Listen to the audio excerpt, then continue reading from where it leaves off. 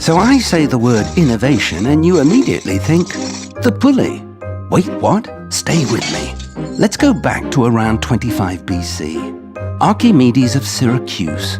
Major big brain dude. He had this incredible idea. Here's how his buddy Plutarch reported it.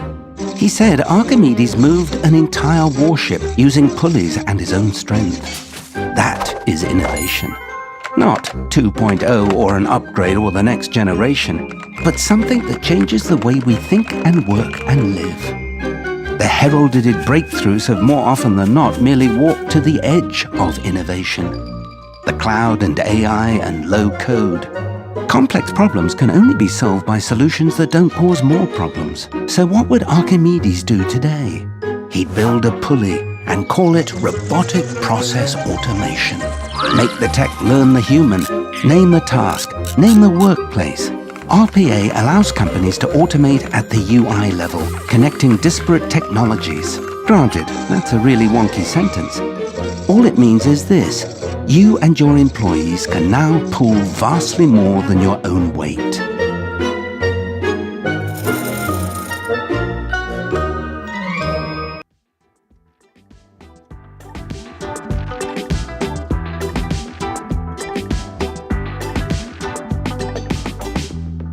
This is the new world of work.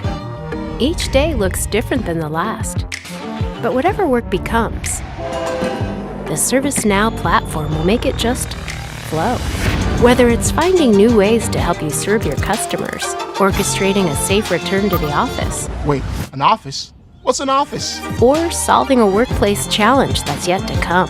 Wherever the new world of work takes your business, the world works with ServiceNow.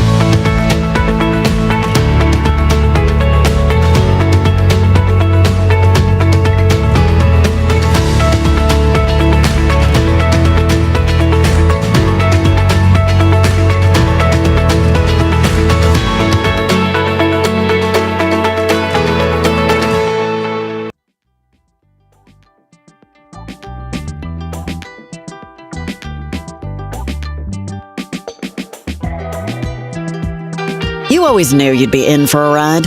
There'd be ups, downs, twists, and unexpected turns. It would be an exciting journey, even a little scary at times. And although it's difficult to predict what's around every corner, there's something else you understood. Transformation is essential for your business, your people, and your customers, so you can stay agile, resilient, and relevant in an ever-shifting marketplace. At SAP, we understand that true transformation is a journey too. It goes beyond the edges and deep into the core of your business. But it's a journey you don't have to take alone. No matter where you're starting from and where you want to go, we're by your side designed to simplify planning and execution and integrate data, intelligent tech, with cutting-edge ERP that will accelerate outcomes on your terms and on your timelines. The road ahead is clear. The next turn truly transformative. It's your time to rise with SAP.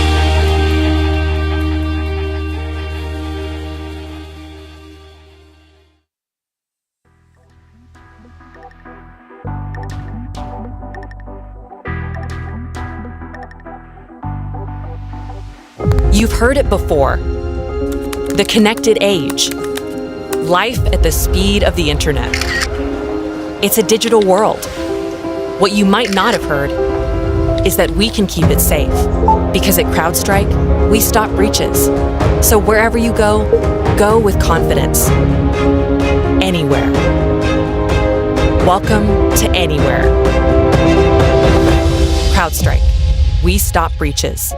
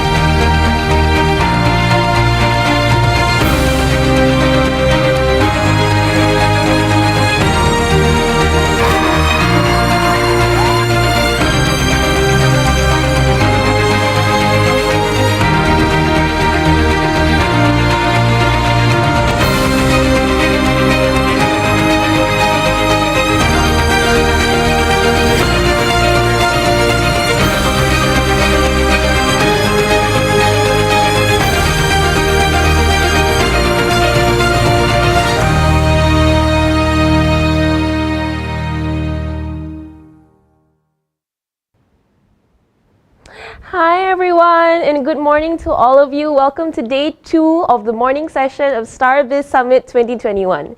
And whether you're tuning in via Jublia, Facebook, YouTube, or LinkedIn, thank you so much for joining us. My name is Myra Baiti, and I'm your host for this 2-day live virtual conference. Guys, if you're watching this via Jublia, do you know that the platform allows you to expand in your industry network and personalize your journey thanks to its AI engagement hub? You can go to the Meet tab to start building connections with other summit delegates, and you can also visit our sponsors and partners' virtual booths. You are also able to customize your agenda to watch the exact sessions that fulfill the purpose of your attendance. Well, talking about the agenda, are you excited with the summit program? We'd love to hear from you, so let us know your thoughts. Where are you tuning in from? What do you wish to take away from the summit? How was your morning bagel? Please type in the chat box or in the comment section. And today's program is anchored with 4 Biz-Con breakout tracks. There will be 2 parallel breakout tracks that will run concurrently in the morning and afternoon respectively. For this morning, we are covering digital SME and manufacturing and construction tracks. And there will be another 2 tracks in the afternoon session. If you're watching this session now, Welcome to the Manufacturing and Construction, the Revolution of Industrial Economy track. My colleague Gajan is currently hosting the Digital SME track on the other side. You cannot miss him, he is a handsome man in a suit. His track is themed Rebuilding the Nation's Economy in the Digital Reality of 2022. The summit program is exclusively engineered by Star Media Group events team for you to learn and discuss how to recalibrate your business transformation journey in the age of the never normal. We highly encourage you to be a part of the conversations as we discover ways to optimize digital technologies and disruptive innovations to win 2022. In commemoration of Star Media Group's 50th anniversary, the group has ran a series of technology events under its #DigitalXData umbrella. And the StarBiz Summit is the grand finale of the group's Digital X Data 2021 events. Star Media Group's Digital X Data 2021 kicked off with the Road to Malaysia 5.0 series that was dedicated to enabling digitally fueled Malaysian businesses to accelerate growth in the new Malaysia 5.0 digital economy and to drive innovative change amongst the society in building a human-centered nation powered by disruptive technologies. The StarBiz Summit is the avenue for businesses and organizations to learn and discuss about the industry's outlook and market forecasts of 2022. And as I've shared earlier, at today's program, we will deep dive into 4 critical industry verticals, business areas, and organizational functions in our breakout tracks format. To realize the StarBiz Summit vision, we are very honored and humbled with the participation of over 30 thought-leading speakers, subject gurus, industry experts, and business leaders from more than 10 countries in this 2-day power-packed program. And of course, I'd like to also take this opportunity to give a special shout out to all 19 of our sponsors and partners of the StarBiz Summit. Thank you all so much for coming on board with Star Media Group to make the StarBiz Summit a reality. And guys, if you did not join in the opening session yesterday, I'm excited to share with you that we are running a prize draw at this event. And we have a total of 15 cool gadgets worth 4,000 ringgit in total that we have been giving away. So stay with us until the end of the session to find out how you can stand a chance to win any of these exciting prizes at each of our 5 sessions of the event. And that's not all. With compliments from Oxford Business Group and in our appreciation for your participation at the summit, we are rewarding you with an exclusive complimentary access to the most up-to-date Philippines economy report worth 500 British pounds. The link to access the report will be emailed to you after the event. Now, let's see who are the 3 prize draw winners of the opening session yesterday. The Divoom Macchiato Bluetooth speaker goes to Tony Lee. The Skull Candy Jip Plus wireless earbuds goes to Lim Bi Vian. And the Samsung Galaxy Buds goes to Joanita Sulaiman. So congratulations to all of the winners. I'm jealous of you. I wish I got at least one of them, but it's okay. Our events crew will be contacting you separately after the event for the prize giving arrangement. For others, keep your chin up. We still have 4 more seats, cool gadgets for you to win. So stay with us until the end of the session to find out how you can stand a chance to win any of these exciting prizes. Now, let's take a look at what we have lined up for you at this Manufacturing and Construction Biz-Con breakout track. We will be kicking off the program with an opening keynote by Oxford Business Group, those guys that gave you the free complimentary report. It follows with a presentation by our gold sponsor Cyberview, who will be sharing with us how to unlock development values with technology in the global tech hub. We will then wrap up this session with an industry panel discussion that will be moderated by our knowledge partner, Roland Berger. And the panel discussion will be joined by our esteemed guests from, get this, Federation of Malaysian Manufacturers, Harriet Watt University, Malaysia, the Malaysian Investment Development Authority, MIDA, and MMC Corporation. Wow, what do you think? And I hope you're as excited with the program lineup of the Manufacturing and Construction Biz-Con breakout track as I am. Remember, yeah, this is the Manufacturing and Construction Biz-Con breakout track, just in case you guys are in the wrong place. To learn more about the summit program and speaker profiles, check out the agenda if you are in Jublia, or visit bit.ly/StarBiz2021. And if you have any questions for any of our speakers, do not be shy. Please post it in the chat box or in the comment section. And if you need any assistance from us, please chat with our events crew, or you can email us at events@thestar.com.my. And for any technical assistance on Jublia, you can also email starbizsummit2021@jublia.com. And when you're in Jublia, remember to visit our sponsors and partners' virtual booth to find out about their latest product offerings. All right, guys, without further ado, let's jump straight into the keynote of the manufacturing and construction track. In this presentation, you will learn how sustainability and innovation will shape sectoral development in manufacturing and construction sectors. Presenting this keynote is Patrick Cook, Oxford Business Group's managing editor for the Middle East and Asia. Patrick was an award-winning national newsroom journalist before gravitating towards business writing and economic research on emerging markets. In his current role, Patrick is instrumental in developing new content ideas and features for Oxford Business Group that reflect the dynamism in high-potential markets across the Gulf and the Asia Pacific. Guys, please join me to welcome Patrick Cook of Oxford Business Group. Good morning, everybody. My name is Patrick Cook. I am Oxford Business Group's managing editor for the Middle East and Asia. Speaking to you today from Dubai, where I'm attending Expo 2020, happening 1 year late for all the obvious COVID-19 related reasons. And it's my pleasure to set the scene to you this morning, just to provide a broad overview of the manufacturing and construction outlook in both Malaysia and the broader region. And we'll also touch on some themes about technological innovation and sustainability that I'm sure will be expanded on later by other esteemed speakers and panelists to follow. Very brief introduction to Oxford Business Group before we begin. Oxford Business Group is a business intelligence and advisory services provider focused on over 34 emerging markets around the world. I've been fortunate for several years to be covering the most dynamic region, Asia Pacific, and more recently I also moved into covering the Middle East as well. The markets that we cover are those that have inherent strengths and advantages that make them attractive long-term destinations for business and investment, despite any susceptibility they may have to short-term risks and challenges. And as you can see from this map, Oxford Business Group in Asia Pacific, we cover as far west as Sri Lanka and as far east as Papua New Guinea, and most of the emerging ASEAN countries as well. So that just gives you a flavor of where we're coming from in this presentation. The countries that we cover, we call them the yellow slice for the obvious yellow branding color that we have. In total, these would cover around 20% of the global population and almost 10% of global GDP. And in fact, these markets as a block are growing faster than developed economies, BRIC economies, and other emerging markets. And this yellow slice of the global pie is getting ever larger. The common characteristics of these countries would that they would be growing at a relatively fast pace for a prolonged period.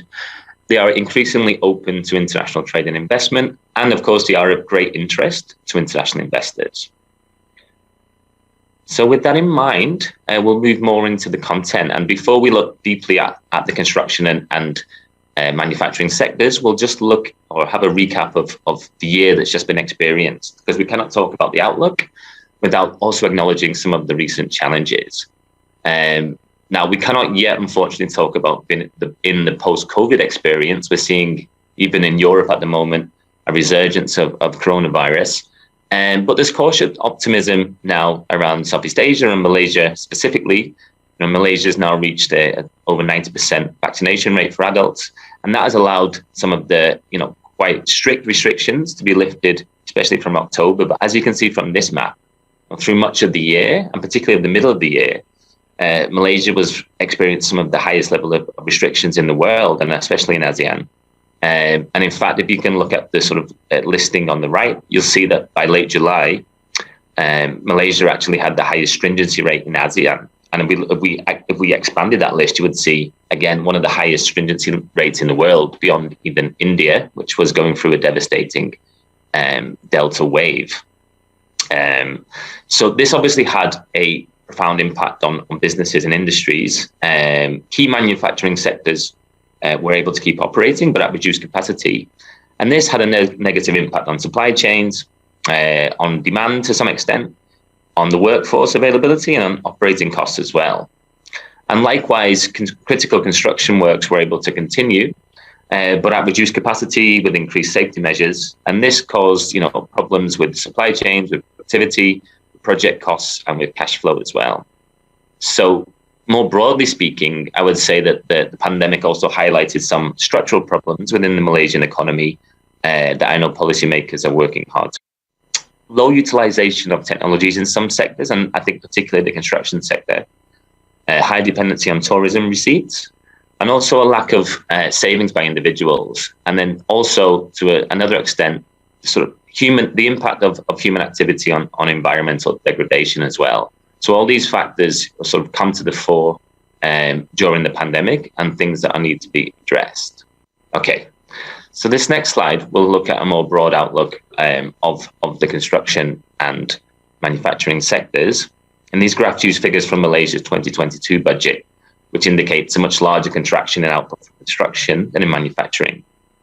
In manufacturing, although it's been a difficult year, there's been some bright spots, and that even can be traced back to 2020, when MIDA was reporting a 10.4% rise in investments in manufacturing. And this included a sort of incremental increase in the share of domestic direct investment, which increased from 35% to 38%. And this year, we've also seen export growth in manufactured goods outpace overall export growth in half one, albeit from a low base, but there has been a gradual recovery in global demand. Maybe not to the extent that we would have hoped, but the recovery is there. I think most importantly, we've seen the PMI return to growth in October for the first time since April this year. And that has obviously coincided with the lifting of restrictions. Nevertheless, there are sustained supply chain disruptions and delivery delays, which are holding back a stronger recovery. Most notably, this is seen in material and container shortages, which are pushing up output costs to what are now the highest level since April. And we expect to see ongoing supply and demand imbalances, which could constrain growth and increase upward price pressures in the year ahead. There's less immediate good news, I would say, for construction industry. We've seen the value of construction work contract 21% in quarter three of this year, and that's year on year, but there was also a decline month on month as well. And the largest decline has come in what is actually the largest segment for construction, civil engineering, which declined around 30%. But there was also quite large declines in residential and non-residential building segments as well. We see the private sector responsible for around 55% of construction work activity in Malaysia at the moment. So a resurgence in the economy and in private sector activity to have obviously a positive knock-on effect for the construction sector. Malaysian government budget forecasts look at 11.5% growth in the construction sector in 2022 after 2 years of contraction. This should be driven by the resumption or the accelerating of existing projects such as mass transit and road projects, utilities projects, and also a renewed focus on addressing the affordable housing backlog, as well as ongoing commercial projects that can be linked to improvements in consumer demand. If we look more at the recent performance in manufacturing, cautious optimism can be seen from year on year and month on month growth figures in manufacturing sales and key products. We've already discussed a little bit about the supply chain challenges that are holding back to some extent further growth. But if we look at some of the reasons for that increase in manufacturing FDI and DDI that we saw in 2020 specifically, I think it's positive to note that many of these increases occurred in catalytic sectors that have been listed in the industry forward plan. This is the sort of national plan for industrial transformation and Industry 4.0 achievement. So, for example, the biggest areas or some of the biggest areas for FDI are in electrical and electronics, machinery and equipment, chemicals and petrochemicals, which are all high priority areas for Industry 4.0 transformation. And I think what's interesting to note as well is that 65% of FDI has been allocated in manufacturing for new projects rather than expanding or diversifying existing investments. And this figure actually rises to 70% for domestic investment. So it shows that there is, despite the profound disruption that has occurred in recent years, there is an appetite for investing in new opportunities in manufacturing in Malaysia. FDI particularly has come from China, which is responsible for more than double the FDI from the next country, which is Singapore. And I think this will highlight to some extent the potential that stems from the Regional Comprehensive Economic Partnership in terms of attracting investment from China. So let's talk a little bit about the future of manufacturing in Malaysia. And I think there's clear consensus that Malaysia really needs to move up the industrial value chain through technological innovation and increase productivity. It can no longer aspire or realistically, think that it can compete with low-cost manufacturers elsewhere, and it should not do so either, because this is, very important for Malaysia's long-term development strategies. So the Industry Forward initiative and related policies envision this holistic transformation, which would include skills development and financial support for the nearly 60,000 SMEs in Malaysia that actually operate in manufacturing. And there is financial support available to facilitate this transformation, most notably through the Intervention Fund. Looking at the budget for 2022, there's been an increase in funding for Industry Forward transformation funding. There's around 45 billion ringgit available for this. And there was also an increase in vocational training funding as well, which went up from 6.6 billion ringgit to, went up from 6 to 6.6 billion ringgit. But then we look at the reasons, speaking to companies on the ground, looking at survey data, it seems, there are still some issues, especially with SMEs when it comes to embarking on the Industry 4.0 journey. Survey data suggests financial capabilities is the main factor holding them back. People readiness is another. Just being uncertain of what to do is another. And then some companies are opting for machine automation over actual holistic Industry 4.0 transformation. And I think the government can clearly assist in at least the first three of those. Speaking to companies on the ground, there's some reports of delays in the releasing of those intervention funds that can take, upwards of 9 months to be released, which can obviously hold back, progress in the transformation. Skills training as well is not a quick fix issue. When we look at preparing the workforce with the skills they need for Industry 4.0, this can take time, and it needs to be done at all levels of education, starting from schooling. So it's not a quick fix. But the graph that you can see here, I think, suggests the urgency that's needed as well. Because this is the Digital Rise report from 2021, and it analyzes and ranks changes that countries around the globe have seen in their digital competitiveness over the last few years. And unfortunately, Malaysia actually comes across as one of the worst performers in the whole of Asia. Here you have the figures for ASEAN, but in Asia as a whole, only Philippines and Japan ranked behind Malaysia in this metric. And in fact, Malaysia scored especially poorly when it came to the ecosystem category. And that looks at venture capital availability, it looks at the cost of starting a business, it looks at the time to start a business, ease of hiring foreign labor, and the skill set of graduates. Obviously suggests more sustained attention and resources are required to improve access both to transformation funding and also skills training. So I just want to touch a little bit about the Regional Comprehensive Economic Partnership that I mentioned before, and what this might mean for the regional and the national industrial landscape.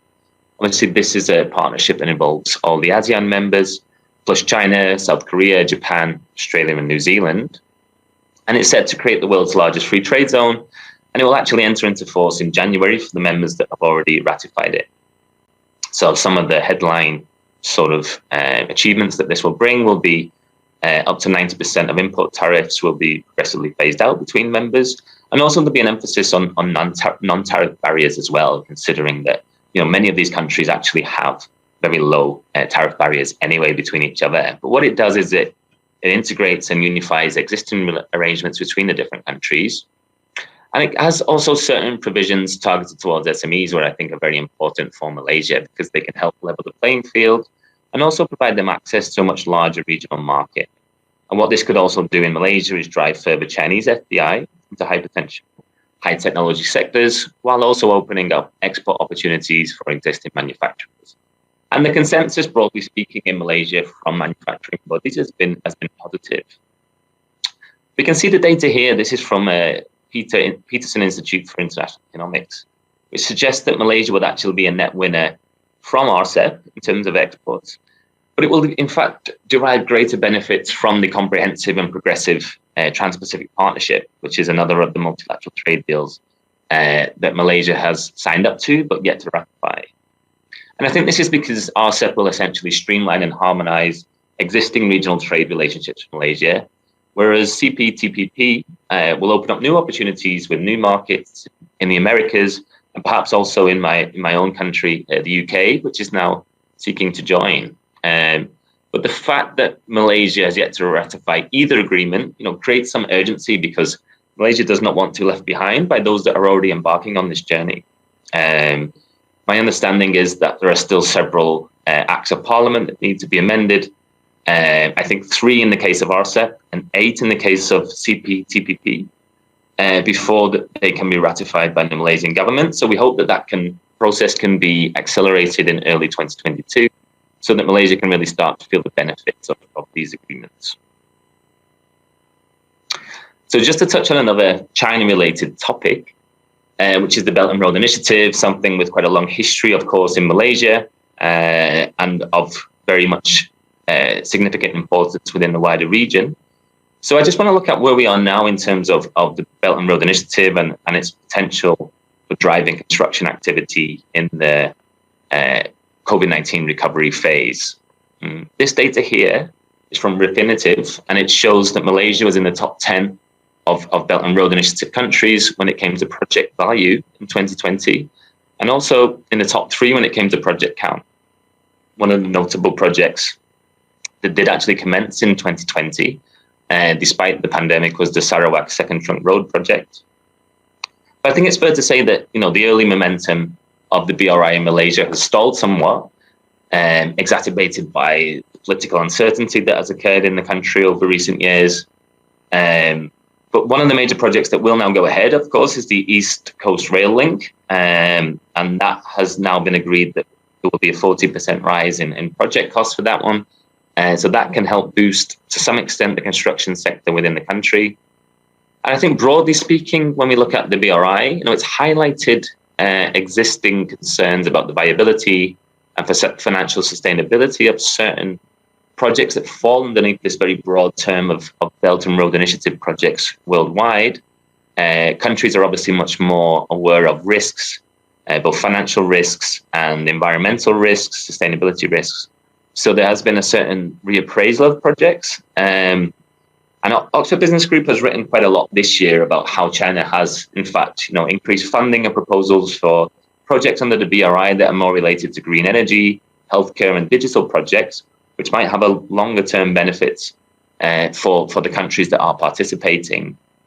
And it may be that we see a leaner and more practical Belt and Road Initiative emerge from the disruption, which could include greater efforts to catalyze the involvement of private sector funding as well.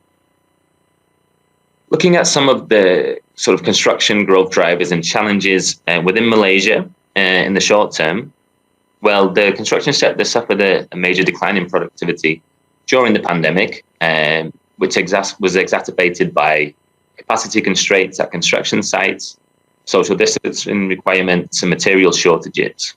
So the 2022 budget has increased the allocation of funding for development expenditure to 75.6 billion. And this will include a focus that is running through Malaysian government policy at the moment around sustainability. But a lot of this allocation will go towards completing or accelerating existing projects, while also going towards addressing some of the affordable housing backlog. I think there is some concern from industry bodies about the lack of new mega projects that could really give a shot in the arm for the industry. But the growth prospects, at least, coming from a reduced base in the year ahead, look fairly optimistic. So optimistic in the sense that look fairly positive. I think looking long term, transformation in the sector will focus on digitalization and tech utilization, both to improve productivity and also sustainability. There was data from the Department of Statistics in 2020 that suggested that the construction sector actually has the lowest adoption rate out of all sectors in various technological areas. Just 2.8% in data analytics, 5.4% in collaborative online platforms, and 29% in management software. So there's huge scope here to boost performance and productivity through technology. I think that will be something that will be touched on later in the sessions. Certainly wider use of innovation such as industrialized building systems, IBS, could help to increase automation, mechanization, and the prefabrication of components, also leading to faster completion times, greater productivity, less waste, fewer accidents, and overall lower construction costs, which will be good for everybody. And again, we've seen concerted policy efforts to drive this forward. Most recently, the National Construction Policy 2030, which actually has at its theme digitalizing the construction sector, very much in line with the Industry 4.0 pillars. So that brings us on to the challenge of sustainability. Obviously, quite recently we've just seen the COP26 conference take place in Glasgow in Scotland, and really focused the eyes of the global community on the need for real change when it comes to driving forward climate sustainability challenges, and more broadly, how to build a more sustainable economic model. So I think any future development in the manufacturing and construction sectors to be increasingly mindful of sustainability goals and challenges. And in fact, Malaysia itself has set one of the most ambitious net zero targets in ASEAN, aiming to reach net zero by 2050. And as mentioned before, this is really feeding into all areas now of government strategy and policy, and will increasingly do so amongst private companies as well. If we look at the construction and manufacturing industries combined, they are in fact major sources of carbon emissions across the region. In Malaysia combined, it would be 15% of emissions, and in ASEAN, this would be 20%. So in Malaysia, it's lower, but still significant.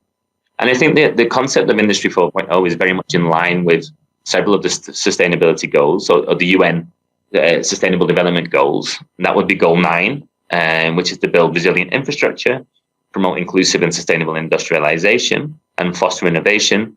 And also with Goal 12, which ensures sustainable consumption and production patterns. And I think more broadly, the adoption of leaner and smarter production systems would help to reduce waste, the overutilization of facilities, and also boost energy efficiency, which would in turn contribute to reducing emissions.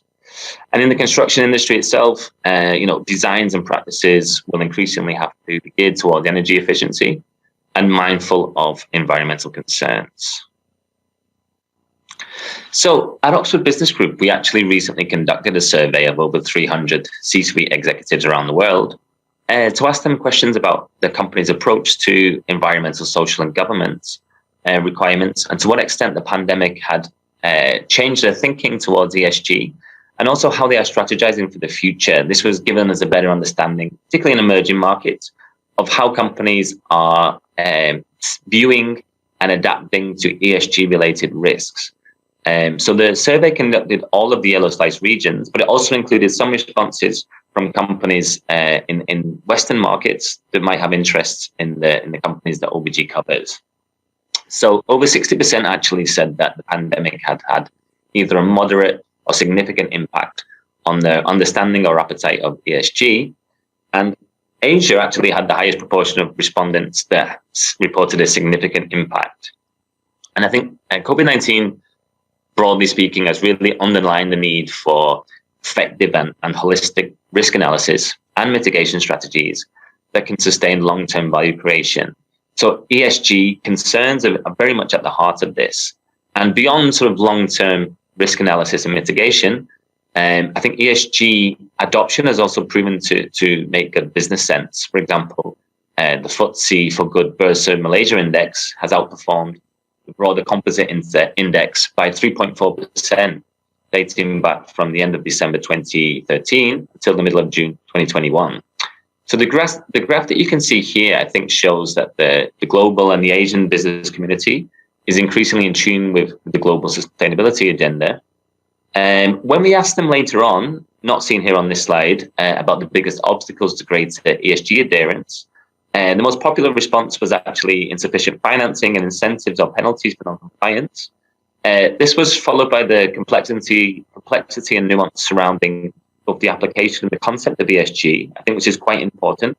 A lot of companies, it's still quite abstract. And also, there's a lack of unified standards, which makes it perhaps some inaccessible or appear to be inaccessible, especially for those smaller enterprises. And that was closely followed by the lack of public sector support. I think on this last issue, public sector support, I think we're seeing that change in Malaysia. The public sector agenda is increasingly shifting towards sustainability, and we see that in the 12th Malaysia Plan. And we've also seen concerted efforts from Bursa Malaysia to try to encourage ESG adoption and compliance among listed companies.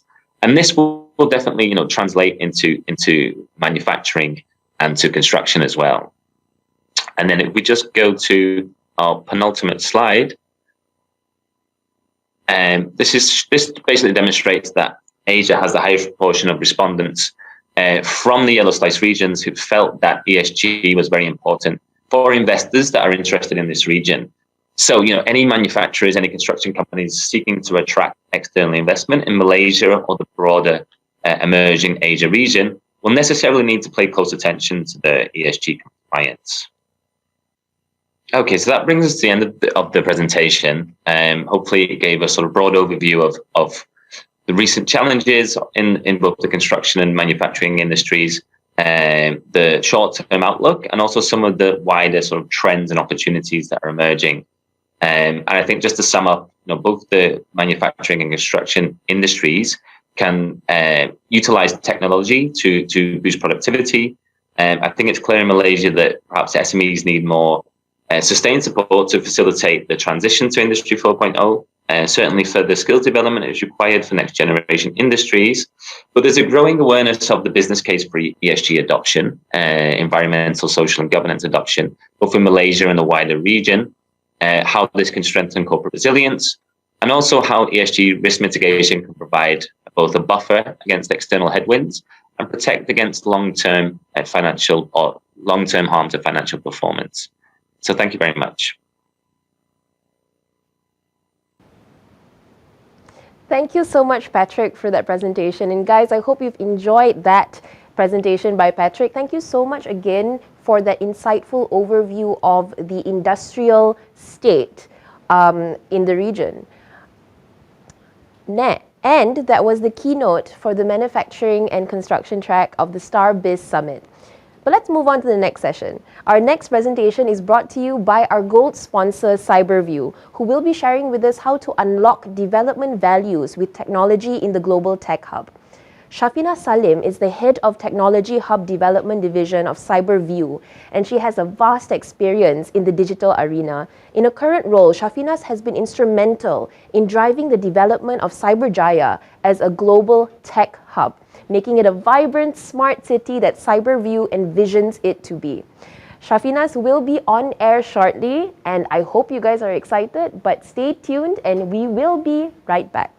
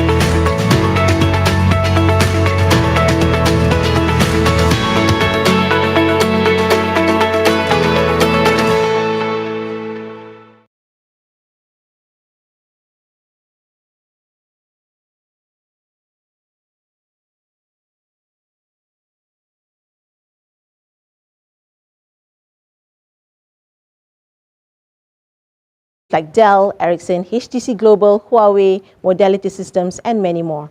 So as part of the country's efforts to revitalize Cyberjaya further and for the city to remain competitive as a global tech hub, Cyberview has been mandated by the government to revitalize Cyberjaya with the introduction of our new Cyberjaya Master Plan in 2019. Cyberview also took on the role of a tech hub developer and designed a new master plan for the city that will focus on the development of the 5 key elements: facilities, community, activities, experience, and incentives.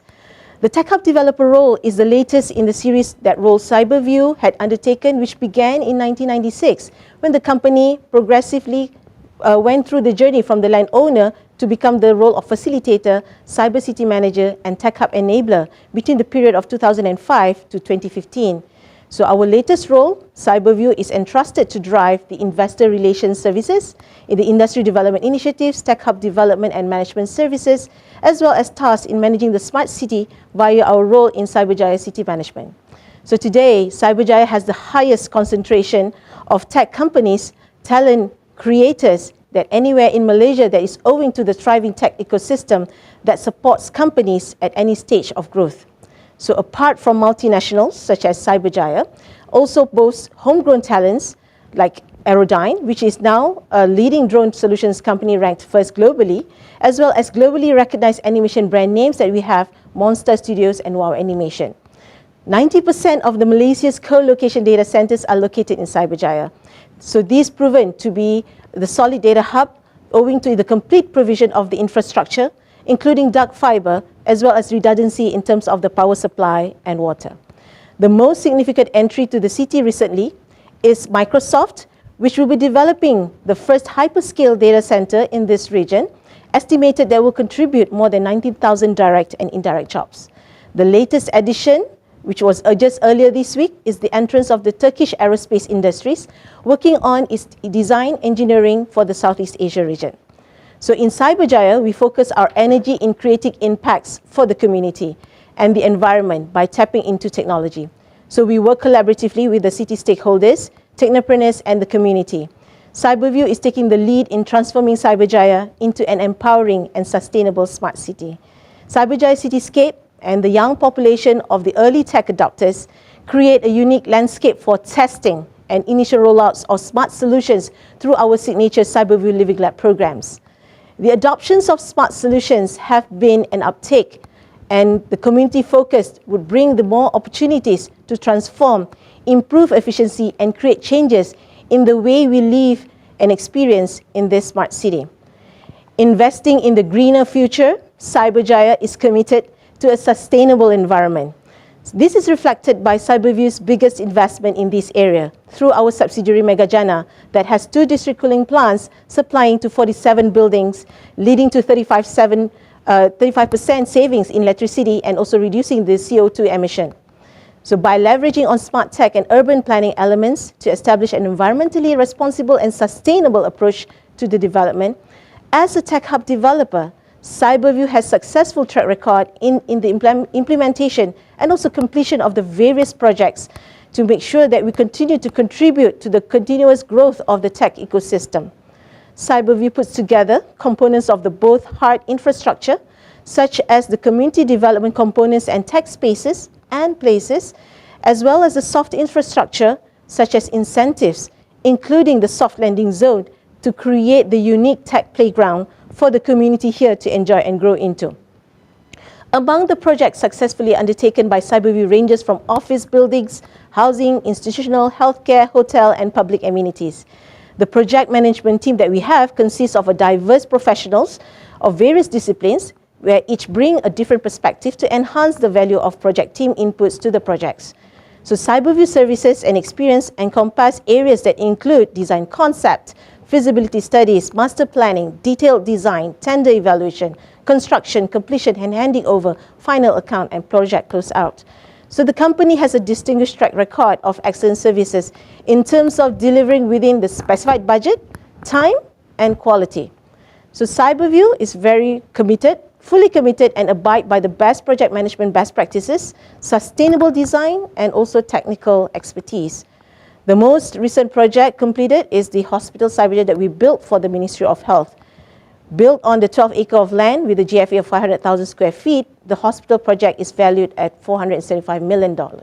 Some key facts: 288 beds, full-fledged minor specialist hospital with a potential expansion for additional 150 beds. This hospital has achieved the platinum rating under the GBI. The hospital was successfully handed over to the MOH in this year on the 15th of June. Our projects completed successfully include for the community, such as the Raja Haji Fisabilillah Mosque. We have the Cyberjaya Community Recycling Collection Center, as well as the Cyberjaya Lake Club. So in ensuring that we're not only considering the community, but also prioritize the environment, our projects are designed to include the Green Building Index, which emphasize our commitment to sustainability and also achieving the energy efficiency. So Cyberview has been implementing the GBI certification in our building projects, and to date, we are proudly to inform that we have achieved 1 platinum and 2 certified GBI. We also have energy monitoring system, as well as the solar panel system that was initiated and pilot in the year 2017, whereby Cyberview piloted at our solar carport project behind our office perimeter car park with a capacity of 80 kilowatt peak, and subsequently installed solar panel in 4 other buildings. As a tech hub developer, we built tech spaces as part of our hard infrastructure, serving the ecosystem upon which the tech companies would flourish and grow. So our solid track record of building these multi-tenanted buildings for the SMEs, for the startups, as well as a single-tenant purpose-built buildings for the multinationals, such as what we've seen today in Cyberjaya, the Dell and DXC technology.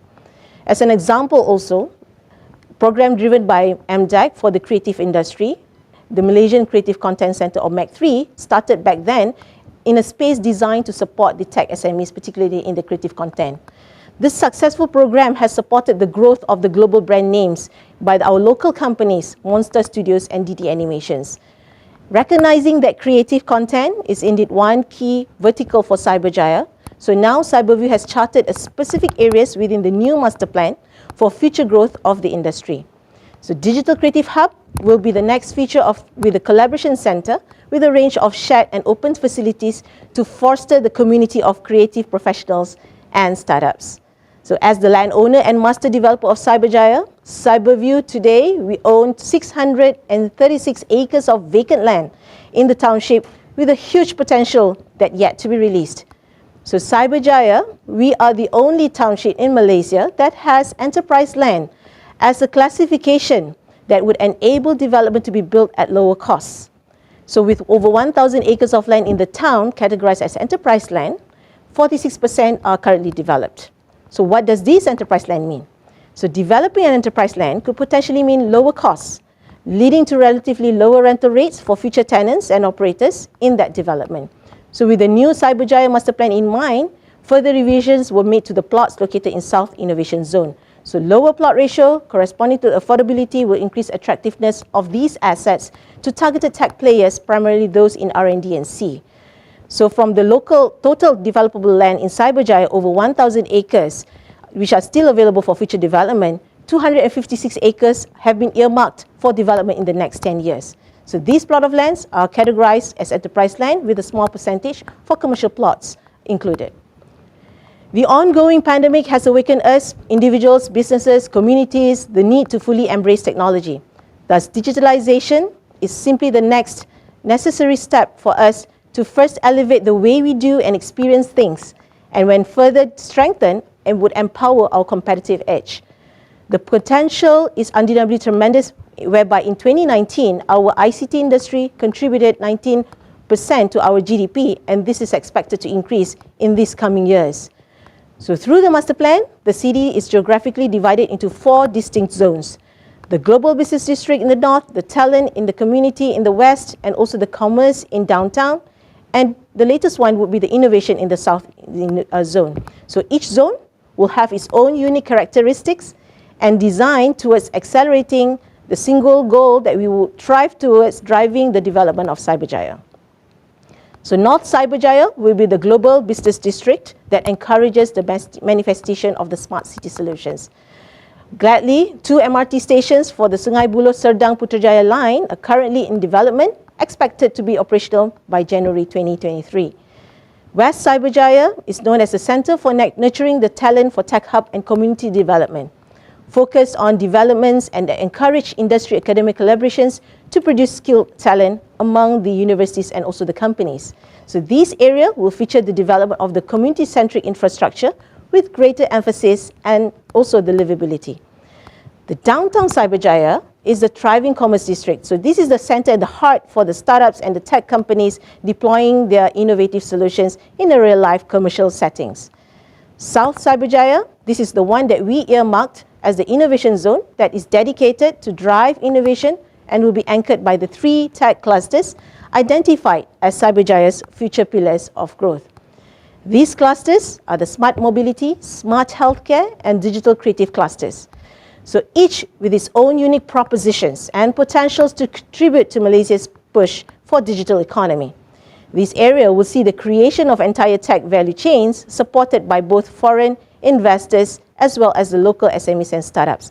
This will be the showpiece of an integrated innovation ecosystem whereby facilities and supporting environment components are interconnected and shared. So the proposed developments have been carefully curated and prioritized to connect and create leading innovative and livable global technology hubs for all 3 tech clusters, interweaving 5 key elements again: facilities, community, activities, experience, and also the incentives. So Cyberview believe that being technology focused will enable that unlocking, optimizing the development value specifically via the new master plan for Cyberjaya. So with more than 20 years already clocked in terms of developing of a sound tech ecosystem, the potential for further growth is not only driven by the master plan and ecosystem, but also by the burgeoning population of a young and dynamic community. Cyberview, we are very much looking forward to work with potential development and JV partners to bring the vision of the Cyberjaya master plan to fruition. So be part of us in telling the Cyberjaya story. Talk to us. We have our newly established Cyberjaya in Investment and Services Center. Thank you.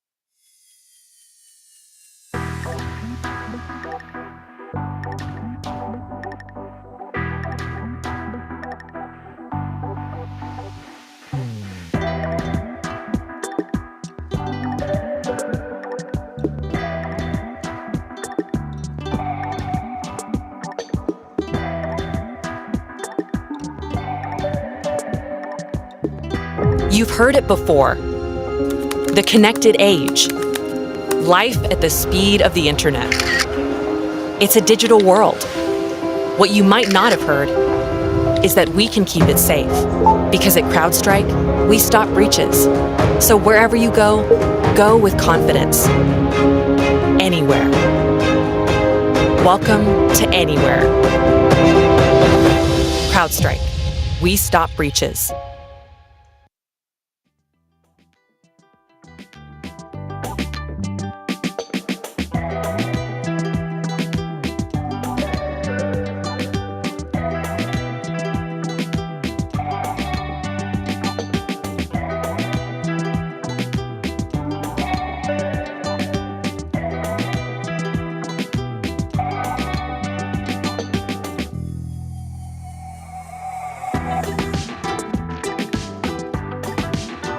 You always knew you'd be in for a ride.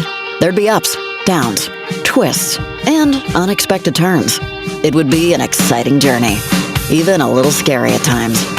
And although it's difficult to predict what's around every corner, there's something else you understood. Transformation is essential for your business, your people, and your customers, so you can stay agile, resilient, and relevant in an ever-shifting marketplace. At SAP, we understand that true transformation is a journey too. It goes beyond the edges and deep into the core of your business. But it's a journey you don't have to take alone, no matter where you're starting from and where you want to go.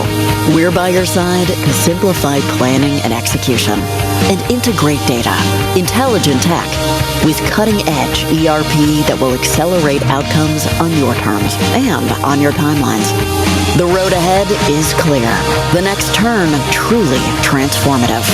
It's your time to rise with SAP.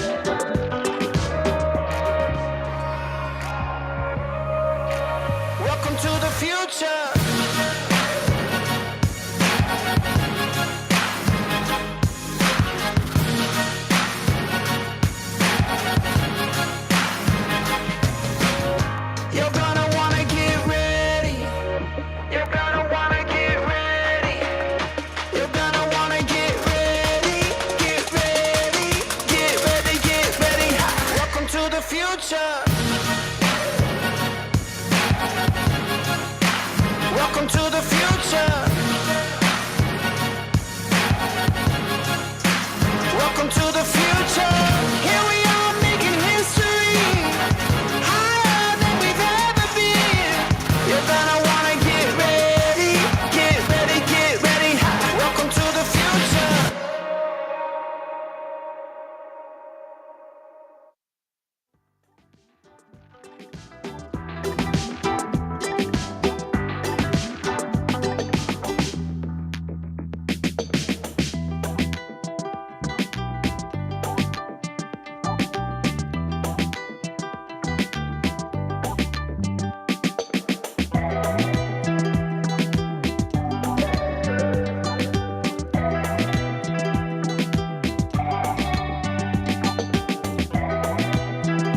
This is the new world of work.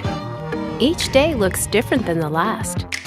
But whatever work becomes, the ServiceNow platform will make it just flow. Whether it's finding new ways to help you serve your customers, orchestrating a safe return to the office, Wait, an office? What's an office? or solving a workplace challenge that's yet to come. Wherever the new world of work takes your business, the world works with ServiceNow.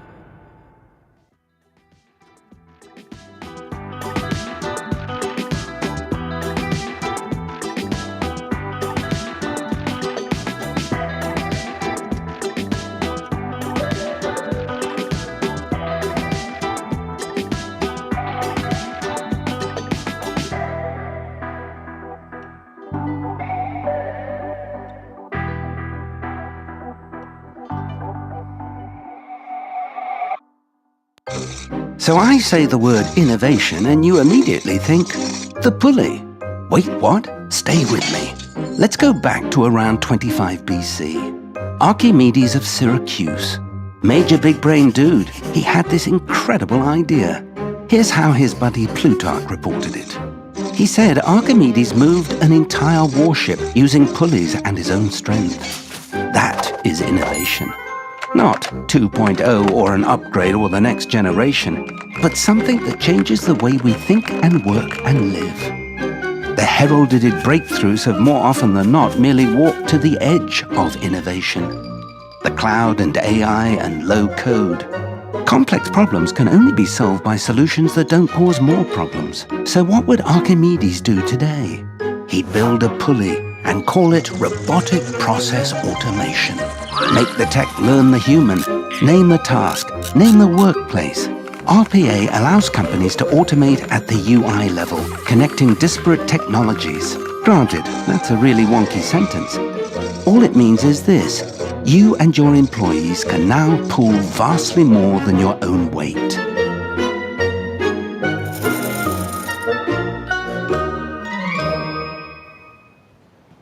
Hi guys, we're back. Thank you so much for staying with us. I hope you've enjoyed Shafinaz's presentation earlier. Thank you so much, Shafinaz, once again for sharing such insightful, such insights to our Malaysia's, to the Malaysian Cyberview Cyber Hub area in Cyberjaya.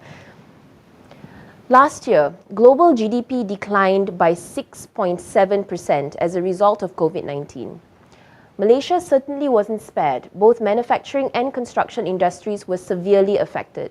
Department of Statistics Malaysia reported that manufacturing output for 2020 has declined by 3.96% from 2019. And the output from the construction industry shrank by 17.2%. We've discussed overall data trends in the Southeast Asian region, and we've discussed what Malaysia is doing to update our infrastructure. This panel will discuss how the manufacturing and construction players have responded to COVID-19 in Malaysia, how the Malaysian government is supporting the players, and how should the industries move forward to improve production output in a post-pandemic age. Our first distinguished guest of the Power Panel is definitely a force to be reckoned with in the Malaysian manufacturing ecosystem. Yang Berbahagia Datuk Gan Teck Kong is the executive chairman of a leading ground nut producer from Ipoh, Perak, Ngan Yin Food Industries. Datuk Gan is also the vice president of the Federation of Malaysian Manufacturers. Our second guest at this panel discussion is currently the associate head of the Energy, Geoscience, Infrastructure and Society School and head of lab operations at Heriot-Watt University's Malaysia campus. Professor Dr. Satish Namasivayam has over a decade's worth of experience in higher education. Dr. Namasivayam is also a professional engineer with a practicing certificate registered with the Board of Engineers Malaysia. Our third guest is Mr. Siva Suryamurthy Sundara Raja, who is the Deputy Chief Executive Officer of Malaysia's Investment Development Authority, or MIDA. Mr. Siva has been with MIDA for about 33 years, and amongst many of his projects, he was also involved in the formulation of policies and guidelines for the establishment of Domestic Investment Strategic Fund to accelerate the shift of Malaysian-owned companies in high technology industries. And our fourth guest is the Group Chief Financial Officer of MMC Corporation. At MMC, Encik Badrul Hisham Fauzi is also responsible for group strategy, group risk and integrity management, and the information systems department. Encik Badrul is a chartered financial analyst, a charter holder of the CFA Institute. He is also a chartered global management accountant. Last but not least, the speaker who is moderating the panel discussion is John Lau, the co-managing partner of Roland Berger's Southeast Asian practice. John has over 25 years of consulting and industry experience, working for clients across Asia, US, Europe, and the Middle East on national and industry transformation, corporate strategy, as well as digital and workforce transformation. We cannot ask for a more powerful lineup of speakers to discuss the recalibration of manufacturing and construction industries for the age of the never normal than this. If you have any questions for the panel, again, do not ever be shy. Please post it in the chat box or in the comment section. All right, John, I'm sure the audience is very eager to hear and learn from this panel, so take it away when you're ready. Thank you very much, MC. A very warm welcome to everyone. Thank you for dialing in. It's my pleasure to moderate this session, and of course, also my honor to be here together with the four esteemed panelists as introduced. So, just a little bit of background: the COVID-19 viral pandemic is an unprecedented global phenomenon that we all know. It's also a highly personal experience, for all of us, with a lot of wide-ranging effects. The pandemic disrupted lives across all countries, communities, negatively affected our global economic growth in the past and a half year, and nothing that we have, really experienced, in nearly a century. Last year, global GDP declined by about 6.7%, and Malaysia certainly wasn't spared. And both the manufacturing and the construction industry was severely affected.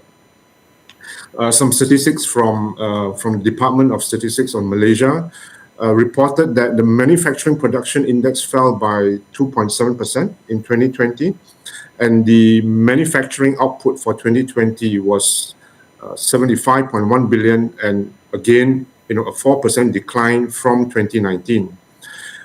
In the construction industry, however, the output shrank by 17.2%, and it brought the construction industry to basically to a standstill across many parts of the country, of course, owing to the impact of the containment measures. So let's first start the discussion on the manufacturing and the construction players and how they have responded to COVID-19 in Malaysia, and how the Malaysian government is supporting the players. And we all know that the manufacturing sector is a significant contributor to our nation's export revenue and job creation. So I think the first question to Mr. Siva, from an investment perspective, how has COVID-19 impacted domestic and foreign investments?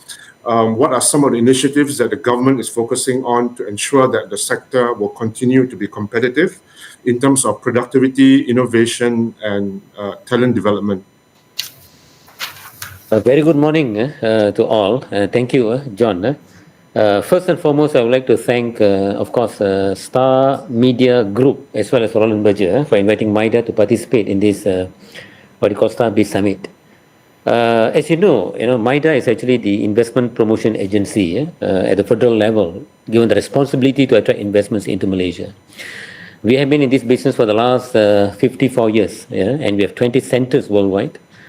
And of course, we target companies, especially the foreign investments, to come and invest in Malaysia. And of course, at the same time, we are also given the responsibility to promote domestic investment as well.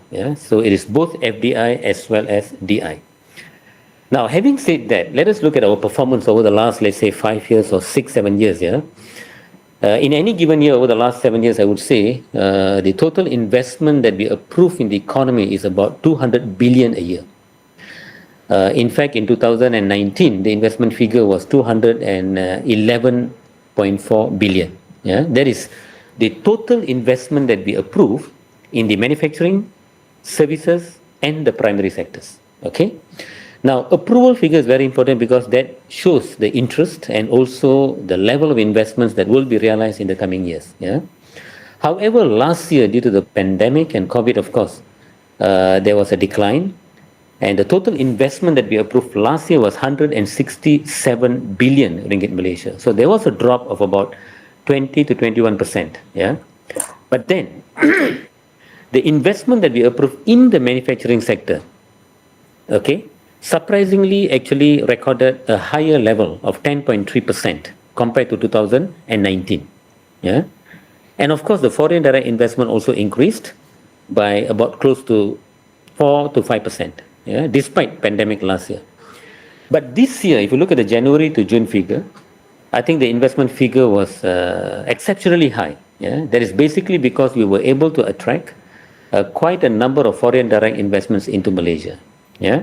And we believe that by end of this year, the overall investments in the manufacturing sector will be much, much higher even from 2019 figure. Yeah? That is basically because, as you can see, there is a surge of what you call companies, existing companies in the semiconductor industries, as well as new investment coming in, particularly in the electronic industry. Yeah? So therefore, we are very confident the figure for this year will be much, much better. That is for the manufacturing. Overall economy also, I believe, we may be able to achieve the 200 billion target that we have been achieving over the last couple of years. Yeah? Now, in terms of initiatives undertaken, as all of us aware, yeah, one of the major initiatives undertaken by the government was through Penjana, what do you call, stimulus packages. All in all, I think there were 8 packages that was introduced with a total, what do you call, value amounting to 530 billion. Yeah? And most of these were, of course, were focused on industries as well, yeah, especially to keeping the industries moving. The employees are also being given some kind of benefits. So the employers were taken care of, I would say, although it was not 100%, but to reduce the impact of the COVID, yeah, and of course the moratorium and whatnot. Yeah, so there were a lot of initiatives undertaken at a very high level. In terms of investment incentives, for example, there were 2 major announcements made last year. Yeah, and MIDA was very much involved with the Ministry of Finance when these were announced. First was the relocation incentives. We wanted to attract as much as possible investment coming from overseas, especially from China, production capacity to Malaysia. Yeah? So 0% tax incentive for a period of up to 15 years were given for investments ranging from 300 million to more than 500 million. Yeah? That is number one. But what is more important, I would say, is that for the very first time, the government agreed to provide a special reinvestment allowance.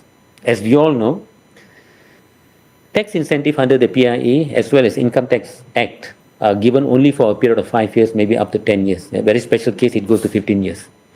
But automatically after that, what happens? All the manufacturing companies are eligible for reinvestment allowance for a period of 15 years. That is given automatically for the company. But after 15 years, what happens? No more incentives granted. So that was the reason why we said that companies who have been here, especially the Malaysian-owned companies or even foreign companies that have been here for 20, 30, 40 years, they need to be given special incentive, and therefore special reinvestment allowance were granted for year of assessment 2020, 2021 and 2022. And of course, I'm glad to note that in the recent budget, that was extended another 2 more years, all in all another 5 years. Yeah. So that is something that is has helped, I would say, because now we can see a lot of existing companies are also reinvesting, yeah? Especially in those industries are no longer we give incentives like rubber, gloves and whatnot. Yeah? And beside all these things, there were also other initiatives undertaken. During COVID, I think we were working with some of the local companies like Medivan, DF, as well as IMF Group to ramp up, to produce a lot of medical devices related products during COVID. Yeah? That was very successful, number one. Number two, we went digital. MIDA went digital. Today, all applications are done through online. It's very transparent. Application for manufacturing license is issued within 3 working days. That was also one initiative under Penjana. We set up PACU, Project Acceleration and Coordination Unit. Yeah? Today, each and every project that MIDA approve, manufacturing projects, 1,000 projects we approve a year, are being tracked through PACU, a system where the local authorities, state government and the federal government can view, Yeah. Now we have projects which has been implemented within 7 months. It used to take 24 months, but within 7 months we have cases like Aspen Glove in Kulim High Tech Park was actually implemented within 7 months from the day they signed the lease and they got the license until they go into commercial production. Another point I would like to highlight is that domestic local sourcing initiative, yeah? Because each and every foreign company that comes into Malaysia, we want them to source as much as possible with local companies and local. It can be foreign companies or local companies in Malaysia. So the domestic local sourcing is very high in our agenda because the local companies were very badly hit during the COVID. And of course, talent. As you know, we involve very much into talent. We do a lot of career fairs. We work with SOCSO. In fact, recently there was this initiative by MIDA through MIDA Assessment Development Center. Yeah, we want to generate about 500 IoT generalists for Industry 4.0. Yeah, that is one new initiative undertaken by MIDA. We have also gone we want to digitalize our industrial parks.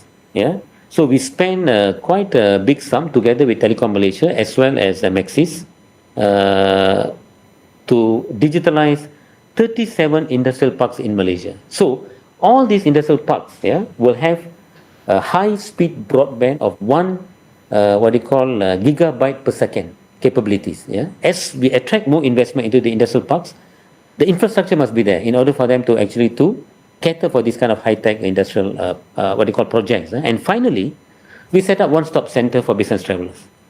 You know, this is actually a very noble initiative, very high risk. Agreed by the Economic Action Council, then by the Security Council, and of course by the Cabinet. Yeah, this one-stop center for business travelers allows business travelers to enter during pandemic without quarantine, provided they are here only for maximum 14 days. We went live with the whole thing in October last year. The system went live for March of this year, and over the last 1 year, we have facilitated about 3,000 short-term business travelers. Thousands of companies have come in. And the total investment figure that we have facilitated that I can tell here is about 120 billion ringgit Malaysia. Without this business traveler center, I can tell you it would have taken much longer time for actually to revive the economy, and you would not be able to approve all these projects. ATNS is a classic example from Austria, investment 8.5 billion, negotiation done during COVID time last November, groundbreaking was done just about 2 weeks ago. A month ago, I think, in Kulim, yeah? And all this was done during pandemic. And there are more and more companies that can highlight, yeah, that we will manage to actually to bring in during COVID due to the initiative undertaken by the government and of course by MITI and MIDA. So maybe I'll stop at that, John. Thanks, Mr. Siva. Yeah, very good to hear the various initiatives and how the government is supporting the industry, both foreign as well as the domestic players, and the push, for digitalization, the push for helping the local suppliers, to be part of the ecosystem. Next, we've been in the pandemic for about a year and a half now. The next question I'd like to pose to Dato' Gan. What have been some of the biggest challenges from the manufacturing sector, from the players' perspective, and how the industry players, including yourself, have responded and addressed, these challenges, Dato' Gan?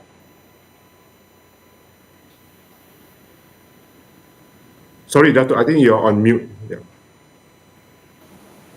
Okay, thank you very much, John, for having us this morning. And just want to say hello, good morning to our distinguished panelists.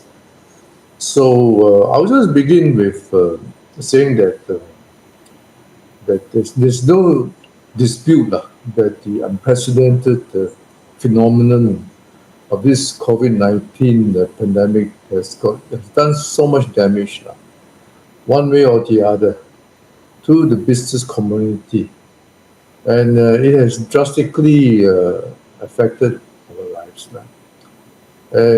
On the business community, we find that the SMEs actually took the brunt of the problem. According to the Department of Statistics, SMEs actually accounted for 339 number of companies, of which 97.2% is actually the total business establishment. And it is also important here because 66.2% of the workforce actually comes from the SMEs, and 38.3% it also contribute to 33.3% of the GDP. As you know, that the SMEs are mainly micro, small, and medium companies. So I think let us just look at some of the challenges right now. What the companies were actually facing during this pandemic period. I would like to differentiate it into phase one and phase two. Remember when it all just started. Now during that time, that only the essential sectors were allowed to operate with MITI under approval, stringent approval. Then only by August 16th, 2021, all companies in the manufacturing sector, whether it's essential or non-essential, are allowed to resume operation. And that is based on the percentage of the employees which are fully vaccinated. Okay. We find that there are some inconsistency in this policy. And as a matter of fact, the interpretation of these SOPs and the policies by various government agencies has somehow created a nightmare for companies when they were audited. It has come to a situation which was so bad that some of the companies, even with MITI's approval, they choose not to operate. And as a result of that, they will lose production, loss of business, loss of manpower in the manufacturing sector. Probably the third issue that I would like to talk about is, since the industry is not able to maximize productivity following NRP 1 and 2, because NRP 1, you only get 60% of the employees who are working, are only allowed to work. And the other phase 2, only 80% are supposed to work. And by allowing workers to work from home, you'll find that this is actually restricted to office staff. And you can't expect production workers to work from home because they basically have to work from office. And as a result of that, I think this will actually severely affected many of the companies' cash flows because they all have to pay salary. So I mean, the challenges as what transpired during this pandemic period, I could actually go on hours to talk about it. But basically, I'll just sort it out into some main challenges. Most of the companies that was facing were actually there's a shortage of cash flows. There is difficulties to fulfill contracts. Contracts, you can't get workers to work. How are we going to fulfill those contracts? And as a result, penalties will be imposed. There's actually a shortage of inputs. Even though I need to do something, I'm from the essential sector, I'm not able to get products to come in. And the worst comes is the shortage of workers, whereby you just can't get workers. Hence, as a result of that, the negative impact becomes that as a result, there is actually a reduction in orders. So the inability of the company to also deliver.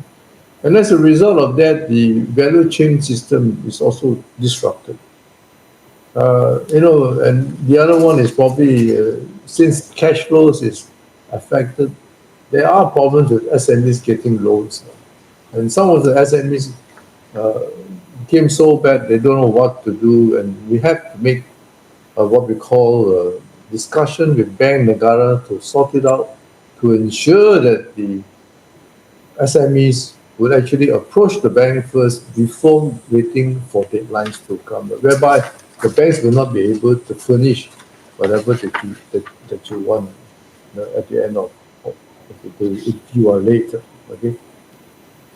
So now many industries, both in the essential and the non-essential sectors,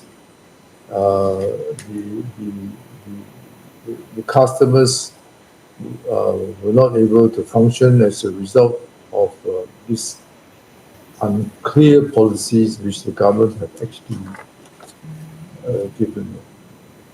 Now, as I say that from the MIER report that we have, 70% of the SMEs who is actually receiving grants from the Special Relief Fund, actually only 1/5 benefited.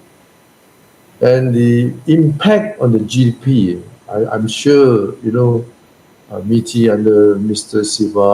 Sivazaru Jamati. I'm sorry, I couldn't pronounce your name properly. I think you would actually testify that the GDP impact, according to Bank Negara, is from -2% to 0.5%. Industrial output has been reduced between 40 to 70% during this MCO period. And they also projected that there will be negative growth in the manufacturing sector as much as 5.6%. Now, since we are talking about the impact, I would just also like to briefly say about the impact on investment. No doubt, Miti would have the figures, but just to tell you that we export exports to decline by 13.6% in 2020 compared to 1.1% in 2019. Private consumption, the expansion is actually slower now. 2020 is 4.2%. 2029, that is the previous year, is 7.6%. And in 2018, we're talking about 8%. Okay. We also felt that the strongest impact in the clusters of industries, I think the textile and the footwear bear most of the brunt. And also the food, furniture, paper products, and printing. I think these are the second thing. Okay, I think I think companies now these days, even though if they start to change, I think in FMM we have the RLP program whereby we get the multinationals to come and help out SMEs. I think that could be one way that we can actually help it out in future. And probably companies can actually look into new markets. Probably companies can actually go from offline to online to sell their products. This is actually one way to do that. But let's hope that the fourth wave of this pandemic will not come back. I mean, if we were to come back, then we will have a serious problem. And it looks like Europe is now having their problem. And there is a very good chance Europe will have to be locked down again. But if Europe locks down, then it will affect the economy in Malaysia as well. So I think the one way that we can actually prevent this, and companies have got to do their job. I will say some of the few things that, according to the MIER report, these are some of the things that probably companies have to watch out for. Number one, I think we have to ensure that all employees must be fully vaccinated, including booster shots in 2020, right? As you know, that Sinovac period is only about 3 months. I think for those that are not vaccinated, I think they have to go forward to do so. You need to continue with the existing COVID-19 SOP, despite all employees are fully vaccinated. So we have to put on a mask when you go to work. So all the guidelines must still be there. We have to continue periodic testing. And some people, they're testing it on the weekly basis. Some on a weekly basis. We find that the government have actually done a lot of good by reducing test kits. Remember one time it was 30 over ringgit, down to 6 ringgit something, and my latest pricing is you can actually get it for $4 or something. So I think this is the responsibility of the company to test their workers on a weekly basis or bi-weekly basis to ensure that everyone is safe. And I think we should all restrict ourselves from overseas travel from 2022 onwards. And we also want to ensure that the housing, under Act 446, that I think companies will have to invest in hostels. And I also understand that under the HR department, we have been in negotiation with government to work out the problems regarding Act 446, whereby new hostels or new guidelines can be implemented to ensure that we have control over our foreign workers. Thank you. I think I've spoken quite a bit.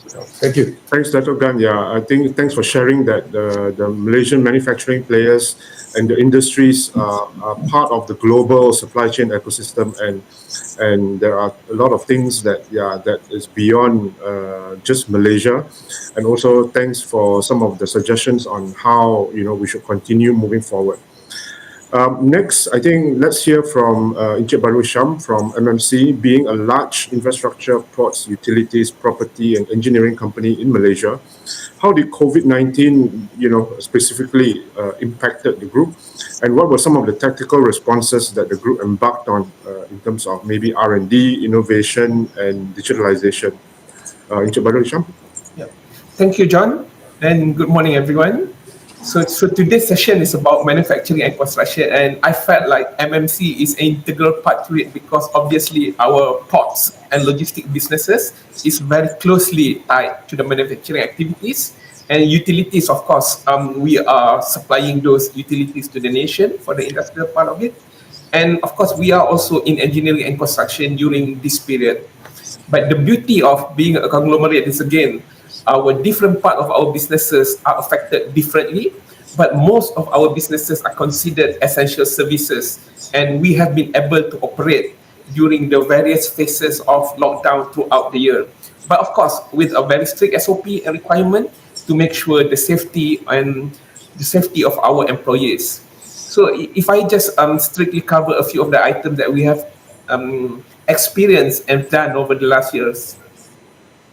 So on our ports businesses especially, yes, this is very closely related to what Dato' Gan has mentioned about the manufacturing activities. So we did see, of course, some slowdown in import and export during the period of the lockdown. But as of today, I think with the reopening of the global and domestic economy, we are seeing a lot of demand recovery. So this is the part where, as businesses, we must be able to scale down and scale up our operation very effectively. So during this difficult period, obviously, efficiency is key to all our operations. So we have seen that during this period, a lot more data crunching, data analysis are being thrown into the picture when we're talking about scaling up and scaling down our operation almost instantly in that sense. So of course, besides planning for the workforce, there is a lot of planning as well on our equipment side. So efficiency is key. And we have seen that a lot of decision making now require a lot of data that before this is there, but it's not being utilized.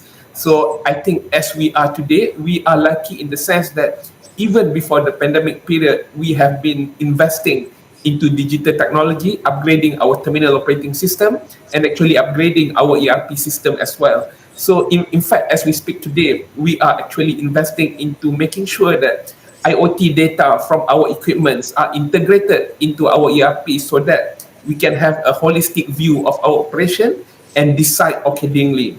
And of course, if you talk about the port system before this, automation has always been a key industry discussion, but retrofitting automation into existing infrastructure could be expensive. So we are working towards that, and one of the areas that we are looking very closely, of course, with the pandemic where there is shortages of workers, so automation on prime movers, for example, autonomous prime movers and all, we're looking at proof of concept, how we can do that in Malaysia. So we have seen that on the ports side, which is very related to the manufacturing, yes, this is some of the challenges, and I think it has come to the point where we are no longer doubtful about the need for automation. So that's definitely the way going forward. And if you talk about our utilities business, on the other hand, of course, this is a lot more less complicated in terms of operation, but this is the part where eventually Datuk Gan mentioned just now about working from home and all. So there is a lot more emphasis on remote access to operating data for us to enable decision making. So before this, all this cybersecurity and data integrity is just something that you have in risk management meeting. So now it's something that is real, where we have to make sure that all the security protocols and the ability of the staff to actually access this data become a paramount issue. And if you talk about engineering and construction, which we of course directly involved, we have seen that before this, of course, we have been implementing BIM, and that's something that over the years that we are adopting seriously, and this has enabled us to make sure that all the work that we have done during this pandemic period with strict SOPs in terms of the staff, we are able to ensure that there is minimal wastages. And if you talk about designing structures, and particularly underground and tunnel and all, before this, I don't think we are relying on as-built drawing as much anymore, and we have to take the step to do 3D scanning so that we are able to demonstrate the structure and the quantity that is needed in much more complete way. And as part of the overall investment as well, we have also invested into modular steel structure fabrication to make sure that we are able to expedite the construction process. So in summary, if I may, John, I think what we have seen is this is the part that probably some of us have seen some WhatsApp messages about what has actually propelled digital transformation. COVID-19 is the answer that has enabled companies like us that to make sure that we are now accelerating our investment into digital infrastructure. And obviously, this is about making sure that it's not just investment, but we must be able to optimize our decision making. And this is obviously something that we are exploring and pursuing, where we have to be machine-assisted decision making, doing predictions and scenario evaluation.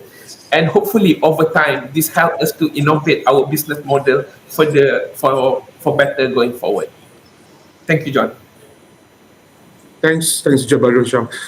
Yeah, I think thanks for a lot of lessons on the need to digitalize, the need to leverage data, and I think it's also probably fortunate that a lot of your businesses are deemed essential. So probably, I think, fortunate for a big group like MMC. Maybe a little bit different scenario, like what Dato' Gan says, right? A lot of the SMEs are the ones that are probably more impacted, and sometimes, yeah, because of cash flow reasons, they may not be able to leverage, the opportunity during pandemic. But thanks anyway, and I think a lot of lessons. We need to go online. And now let's talk about, on the topic of technology, let's move the discussion to see how that technology can potentially help us to survive better. And we have seen a lot of progress in terms of advancement in technology, especially in the past few years, right? How it can help companies to embark on, their various digital transformation programs, like what you have just mentioned, Encik Badro. So today we are talking about, right, connected systems, robotics, autonomous, vehicles, 3D printing, the usage of big data, etc. So the question to Prof. Satesh, as a lecturer focusing on engineering, how has technology progressed, and what are some of the new engineering topics that industry players can look forward to in the near future? Thanks, John, for the question, and very good morning to everybody on the panel as well. It's a real pleasure to be here, albeit virtually. So I think as an academic with Heriot-Watt University's Malaysia campus, first I'd like to thank the STAR, obviously, and its co-organizers for the opportunity to speak on today's topic. So coming to the question, John, I think in terms of the progression of technology, I think it's safe to say it's been immense. I mean, you look at what the world and its innovators has been able to accomplish towards the end of the 20th century and into the 21st century. The contribution is huge. Looking at the first decade within the 21st century, we very clearly saw how these technologies brought together Industry 4 and how that's driving us, obviously, where we are now. I suppose in terms of what would be the engineering topics of interest to both industry and also for academia, I think generally speaking, there are many challenges and issues that exist globally, which requires us to innovate and collaborate on. I mean, for example, we are all aware of the UN Sustainable Development Goals and how these are, very broad-based challenges that would need to be addressed over a specific period of time in order for us to progress as humankind. But I think specifically for engineering in particular, we actually have 14 grand challenges for engineering, which are essentially challenges announced by the National Academy of Engineering about 12 years ago.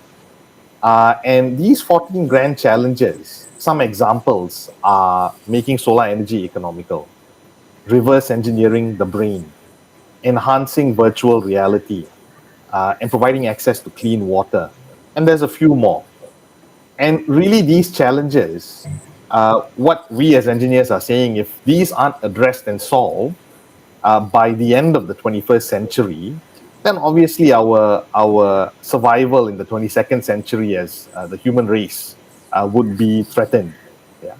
So I believe that, using the grand challenges as a base, these would essentially serve as the key engineering topics currently and also for the future. And, speaking as an academic within my university, for example, in our undergraduate degrees within engineering, the grand challenges for engineering permeate through the curriculum and the assignments so that our students who are future engineers are very much aware of the key engineering topics when they leave us and work within industry. And obviously within the university, we have research strengths that focus on more specific challenges, which we've all heard about over the last 5 years. For example, decarbonization, achieving net zero, as well as energy transition. So I think in summary, John, I think there's actually a wealth of challenges currently and also for the future that would cater for the progression of technology and what we have available.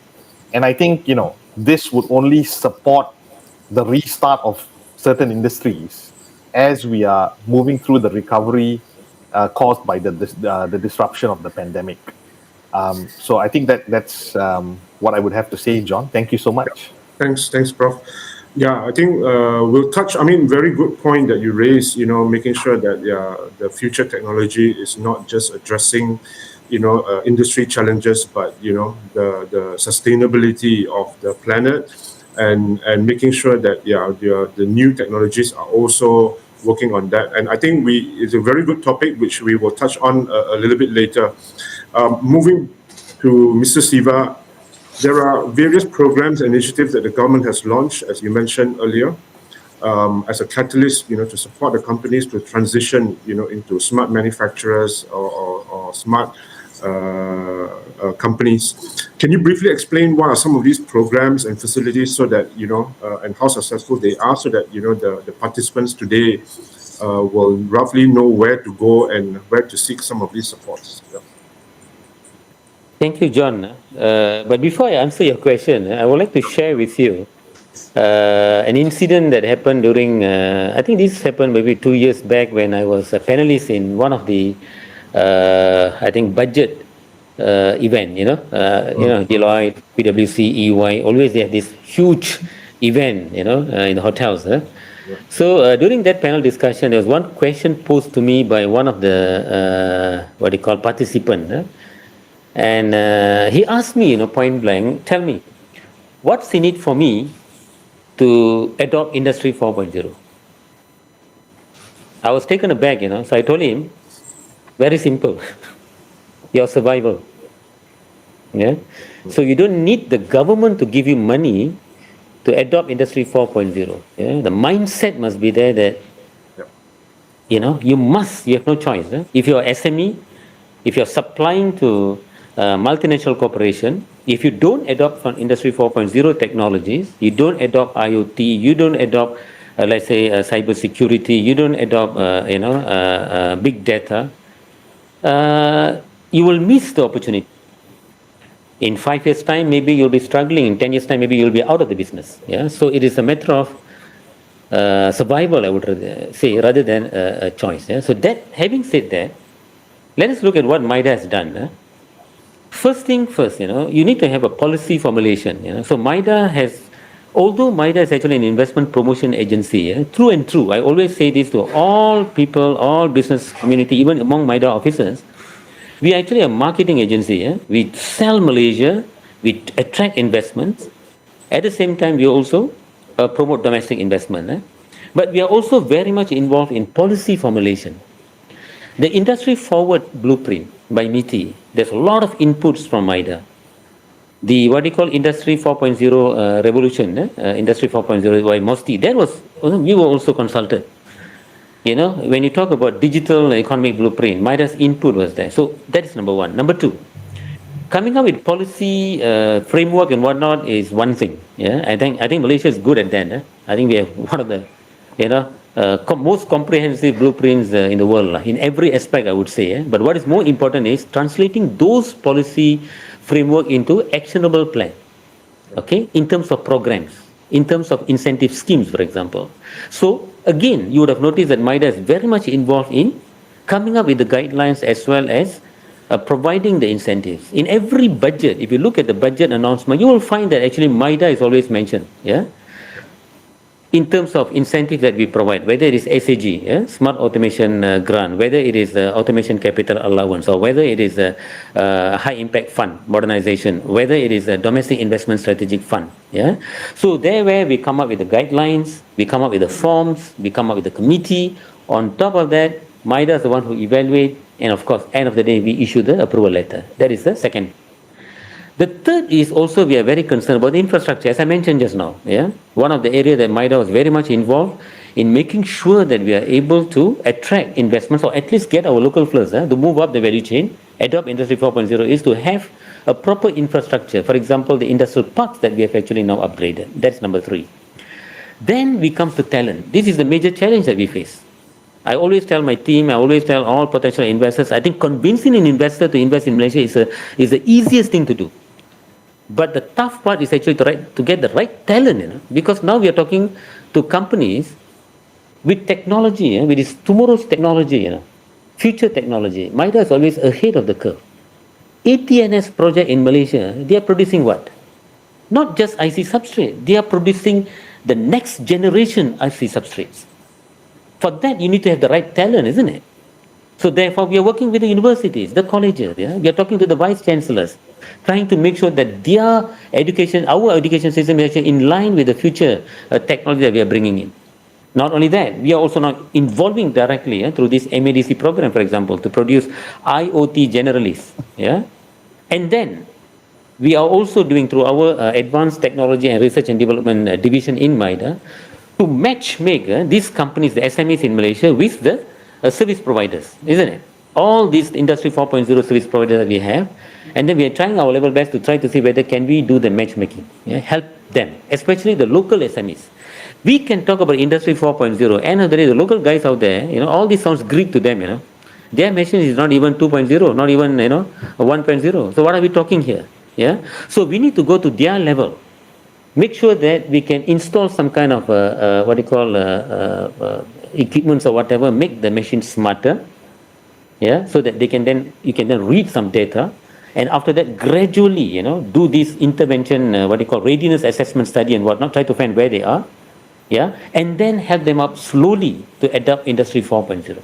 It's more like a baby steps, I would say. Now, so these are the 5 areas that MIDA is very clearly involved in terms of getting our local companies to adopt Industry 4.0. Yeah? Now, in terms of incentives, of course, there are some major incentives that MIDA provides. One of it was the what you call Smart Automation Grant, which was, I think, bestseller, put it that way, yeah? Because there's so many companies who are applying for it. It's a 1 million matching grant that was given. That means if you spend 2 million, we are willing to give, the government is willing to subsidize 1 million. It's a matching grant, of course, 50-50, but it is meant for more Malaysian majority, 51%, yeah? So that is number one. Number two is another, what you call, intervention fund. Intervention fund is interesting, yeah? As I think many of us are aware, where you need to do a readiness assessment first. We evaluate where you are, look at the gaps, and then that report will tell you what needs to be done for you to adopt Industry 4.0. It could be talent, it could be process, it could be technology, yeah? And the amount is not much, yeah? It's about 500,000, but 70-30 matching grant. 70% is borne by the government, 30% by the company. And on top of that 70%, 30% is given as a upfront. Actually, I don't believe, personally, I don't believe in giving cash money upfront. But because of Industry 4.0, because of the cost involved, we decided, okay, never mind, we can give 30%. After all, these are Malaysian-owned companies. And of course, in the recent budget, there was a digital ecosystem acceleration scheme. This is actually, we want companies to invest in infrastructure in order for us to go into full force into digital, what they call Industry 4.0. So we are coming up with the guidelines and whatnot. So that will be another interesting component of our effort. And finally, I would like to say this, which I think this is much more important for me. Doing collaboration, talking to existing companies, facilitation, more to facilitate, because we have so many Industry 4.0 providers out there, Malaysian companies as well as top-notch foreign companies like Siemens, like Bosch. They can come and also help the bigger companies, the mid-tier companies, or even the local small service providers are willing to assist our companies actually to go into Industry 4.0. One example, John, is Hexa Food. We were there. MIDA was there to help them to adopt Industry 4.0. And another company is what you call a Sydney Cake House. These are not multinational corporations, but they are already there. They are also going global as well. So this is where we actually assist them, handhold them, and make sure that they adopt Industry 4.0. And we also work with multinational corporations. For example, like Western Digital. They have gone into Lighthouse, isn't it? They are the only company in Malaysia who has this status of Lighthouse in Malaysia. And they are quite end-to-end kind of services that they provide. So their suppliers, let's say Malaysian companies, who are supplying to them and whatnot, and we want to help them. We want to help our local suppliers to actually to be able to adopt the Industry 4.0 technologies in terms of IoT, in terms of cybersecurity and whatnot. There where MIDA comes in, and then see whether we can provide all these incentive facilities that we have in our toolkit, and then to see whether they can then upgrade themselves and then be able to supply to multinational corporations such as Western Digital. Thank you, John. Yeah, thanks, Mr. Stephen. Yeah, I think a lot of initiatives. I think personally, I'm also on the panel for the Smart Automation Grant, and I've personally witnessed a lot of SMEs benefiting from it through the grant that has been given out. But despite that, a lot of the companies are still, I would say, I'm not sure for whatever reasons, are still slow in transforming themselves. Dato' Gan, from FMM's perspective, why do you think some of these companies are still slow in transforming digitally themselves? Yeah. I think basically I'll just answer one of the questions which Mr. Siva has posed on the issue of getting the 4.0 grant. I think at one time many of our companies that actually applied for this grant actually took a long time to get it. Some took more than 6 months to get an answer, some actually took more than 1 year. So we hope that we understand that there's a lot of a process, but we hope that the government could actually expedite this issue to enable companies to be able to know the answer. Otherwise, there are actually so many other grants to apply. Okay, back to the question of the biggest challenges which SMEs on digitalization. Why is it they're taking so slow? I think before the advent of the 4.0 and also digitalization, I think the members, many member companies have actually had a great interest, especially the SMEs, in getting themselves to transform their companies into the digitalization world.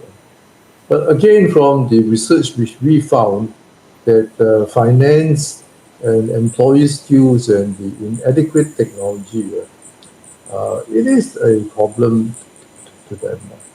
Despite that, we understand that the government also assists as much as 50% of the SMEs. But they also find that this is actually a key hindrance in terms of finance. So, and 60% of the SMEs were actually unaware of these financial options which is actually open to them. And as much as 44% of the SMEs cited backbone issues was the price is too high and the speed is too low.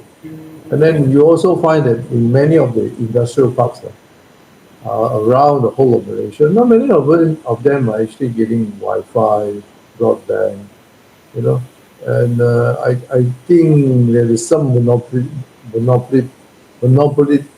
placed on the telcos, whereby I think they need to ensure that all this unified and Wi-Fi will have to be properly worked out in this industrial estate before you even think of the bigger picture. Okay, I think under FMM, during the MCO period, and as you know, that a lot of companies are actually losing this business, and we actually encourage them probably to go from offline to online. And again, from the MIER report for the first half of 2020, many of the respondents have been moving from offline to online, and the response that came back, as much as the 36% responded yes, they moved online. And 71% noted that there is actually an increase in the business now. So I think in future, to ensure growth in the digital economy, Malaysia at this moment in time, we lack fast broadband, and the adoption of this wireless broadband has got to be in the picture now. And as you know, that there is now lack of market competition. And that is a problem, and that is the reason that actually lead to the high prices. Telcos will not operate in areas which are low. Telcos will operate in areas which are high.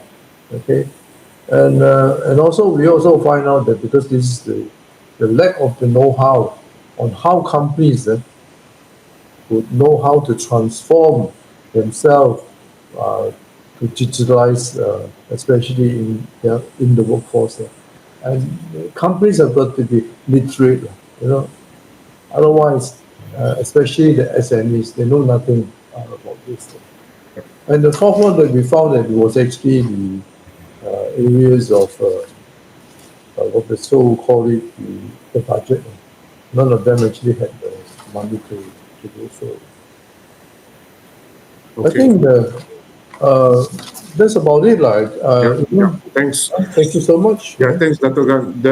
I think the awareness is important. So maybe a good point to see how we can promote some of these grants, incentives, And I think the technical know-how is also very important.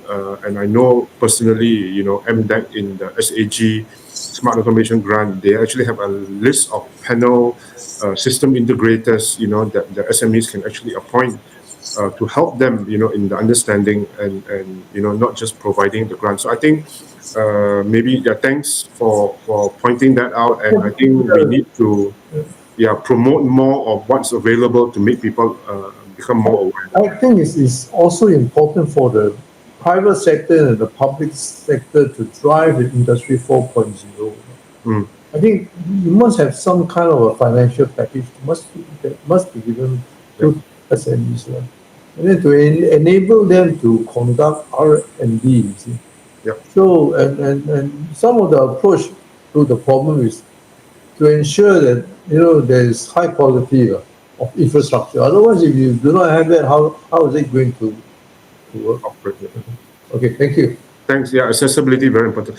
And you brought a very good point, which is the next question to Encik Badrul Hisham, right? How can you ensure quality and also bring along, right, the entire supply chain within MMC's group? So, and you also talked about earlier, MMC's digital transformation programs and how MMC is pushing, right, the technology agenda, but not only within the MMC companies, but how are you guys also trying to help support your suppliers to also be part of the transformation, Encik Badrul? Yeah. Thank you, John. Yeah, I think this is a topic that suddenly is hot during the pandemic, supply chain, because I think suddenly everybody realized that they are part of this global decentralized supply chain. So, and I concur with Mr. Siva just now when you talk about some of the players, they're talking about you must adopt this technology for survival. But in our case, I think we are taking the position that we've got to do this as a key business advantage rather than trying to survive alone, because obviously we are competing at the global logistic supply chain stage. So I think this is interesting because across our partners, suppliers, and customers, I think before this, over the last many years, people talk about just in-time delivery of stock. But now everybody is planning for redundancy, for just in case, because obviously you don't want to be disrupted, the manufacturers, the consumers. So this is something that we are pushing as well. And yes, as we are only one part of the bigger supply chain, you are right, John. So it's about making sure our supplier, our customers, our partners are together with us embarking on the digital infrastructure. So internally, ourselves, of course, we are encouraging a lot of engagement with our partner, customer, and suppliers, where instead of manually calling us, emailing us for info and data, so it's about assessing the customer portal that we have made available, and to a certain extent, even encouraging direct API connection between our system and theirs. So this is helpfully making sure that the information are shared across the value chain faster, and everybody have the same info and data at the same time. So this is obviously talking about planning for efficiency and tracking. So if you talk about on the logistics side, yes, it's about tracking exactly where are the cargo, where are the fleets, and this is the information that our customer will find it useful. So this is about pushing the data that they need rather than trying to force them to actually adopt the technology in itself. So obviously, with much more decentralized data and stuff, we have developed actually mobile apps for the staff, and we are rolling out this to the consumer as well. And eventually, I think if we talk about procurement with the suppliers, yes, e-procurement is being implemented. This is for much more competitive and real-time price discovery.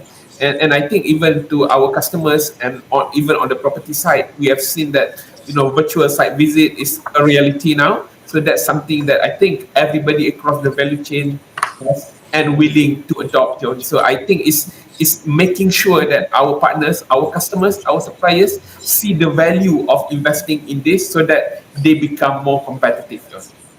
Thanks. Okay, we are really running out of time, and there are a few topics that we would like to cover. Maybe let's quickly move on to the last topic first, and then we'll come back to Prof. Satish. I think just now, Prof, you mentioned, right, the importance of sustainability for the industries, and we have seen that the sustainability and climate change has become, a global agenda for everyone. And separately, 2 weeks ago, Malaysia also committed, right, the goal to being carbon neutral nation, and also achieve net zero emissions, by 2050 at the recent United Nations Climate Change Conference in Glasgow. First question to Dato' Gan first, back to you. Is this important point that the FMM is tackling in terms of sustainability and how some of these things are taken up by the manufacturing community, Dato' Gan. Thank you, Paul. Okay, I think back in 2019, FM actually started this Sustainable Development Committee that was under the chairmanship of Wan Sri Manyan. At this moment in time, there's been a change of chairmanship, and now we have none other than Nestle, who is Guan Aranos, who actually has assumed the role since 2020. And basically, we have identified 4 areas to focus. One is reforestation. The other one is circular economy. The third is renewable energy. And the fourth is sustainable supply chain. So we hope that all these activities which been planned, we hope that as a result of all these activities which been planned out before the pandemic period, will continue as outlined in the Malaysia Plan 12. So on the topic of reforestation, the best way forward is to reduce the amount of CO2 emission. I think the best way to do that is actually to plant trees. So at this moment in time, I think the activities which FMM have actually done, that the government has actually launched a 100 million tree planting campaign starting from 2020 to 2025. Just before the MCO, we managed to organize the mangrove replanting activity, which was held in collaboration with Nestle. This was actually done in Taman Rekreasi, Paya Bakau, which is in Kampong Sikachang, Telok Panglima, Garang Selangor. So the president and the whole group of people were actually there to witness the opening of this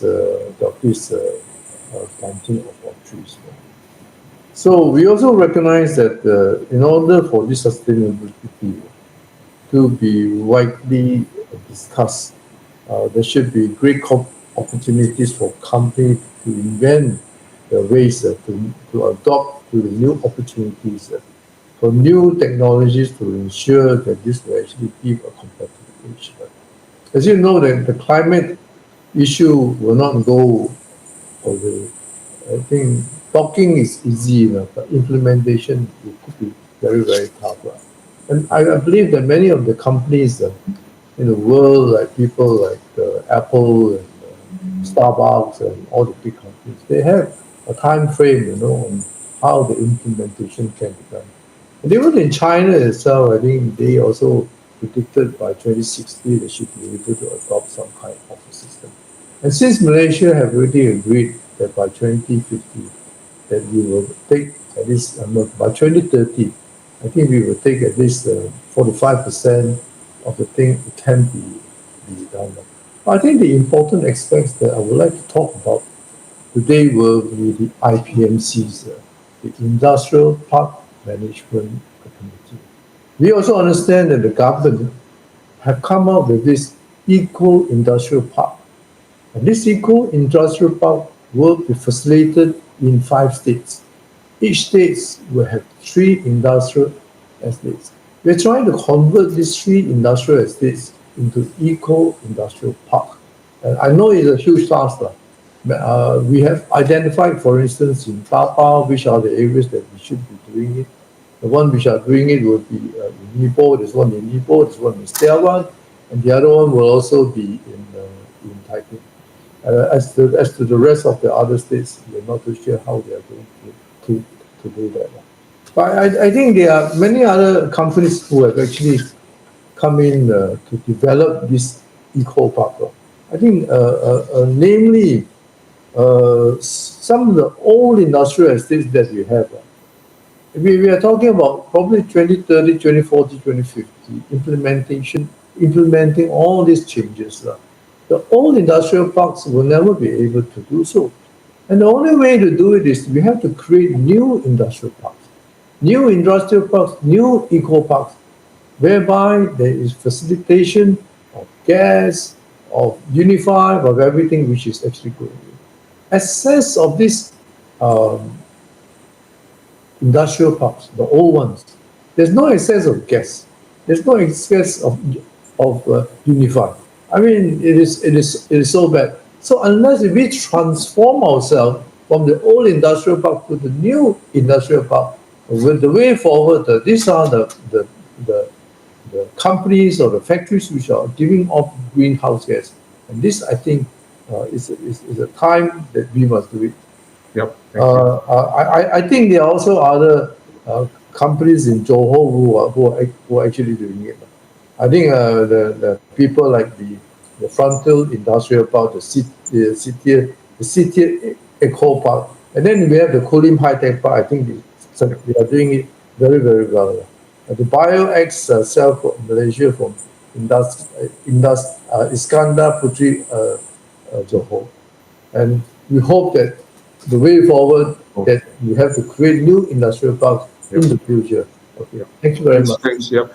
I think the supporting infrastructure is very important. Very quickly, I know we are running out of time. Very quickly, Encik Badro, maybe in a minute, can you explain, what is the agenda, the sustainability agenda for MMC? I think, John, at the end of the day, sustainability is something that a lot of the Malaysian companies, ourselves included, we have been doing that. But I think we haven't been communicating this vision, this commitment clearly.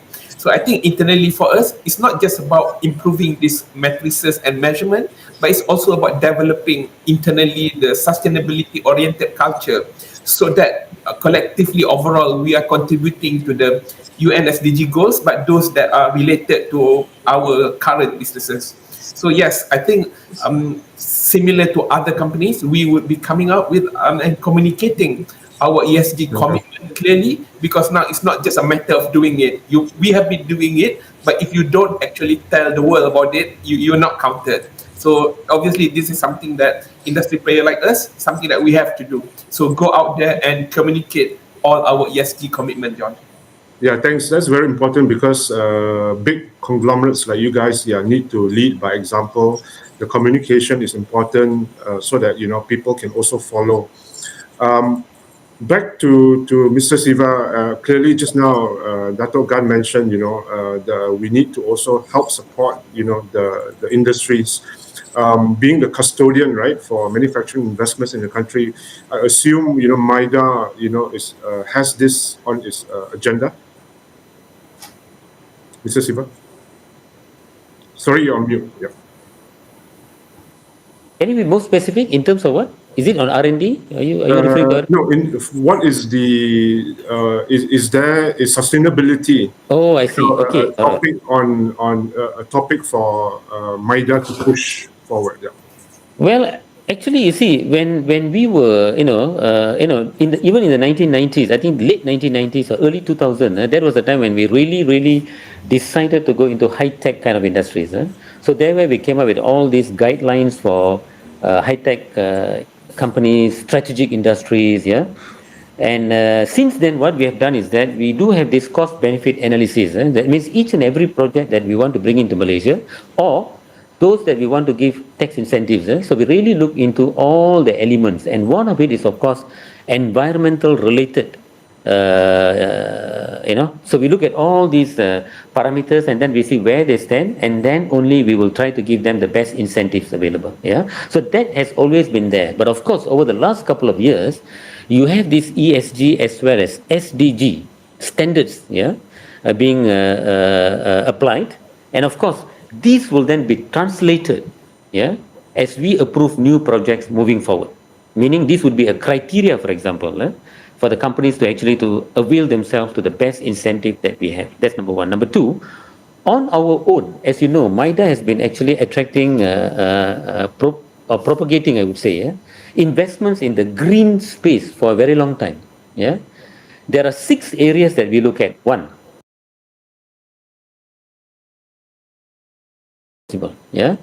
recently Western Digital was telling, I was in one panel discussion, they were saying that, I was a bit surprised why digital is involved in green space, and they were telling that their customers want their products not to be produced using what they call non-green energy, even hydro for that matter. They say hydro energy is not green. Mini hydro maybe, not the big ones. So, having said that, so we are looking at companies using biomass, for example, to produce high value added products, green chemicals, so and so forth. That's one part. The second part is green energy itself, because we've already committed ourselves in the Paris Agreement. We have committed ourselves to go carbon neutral.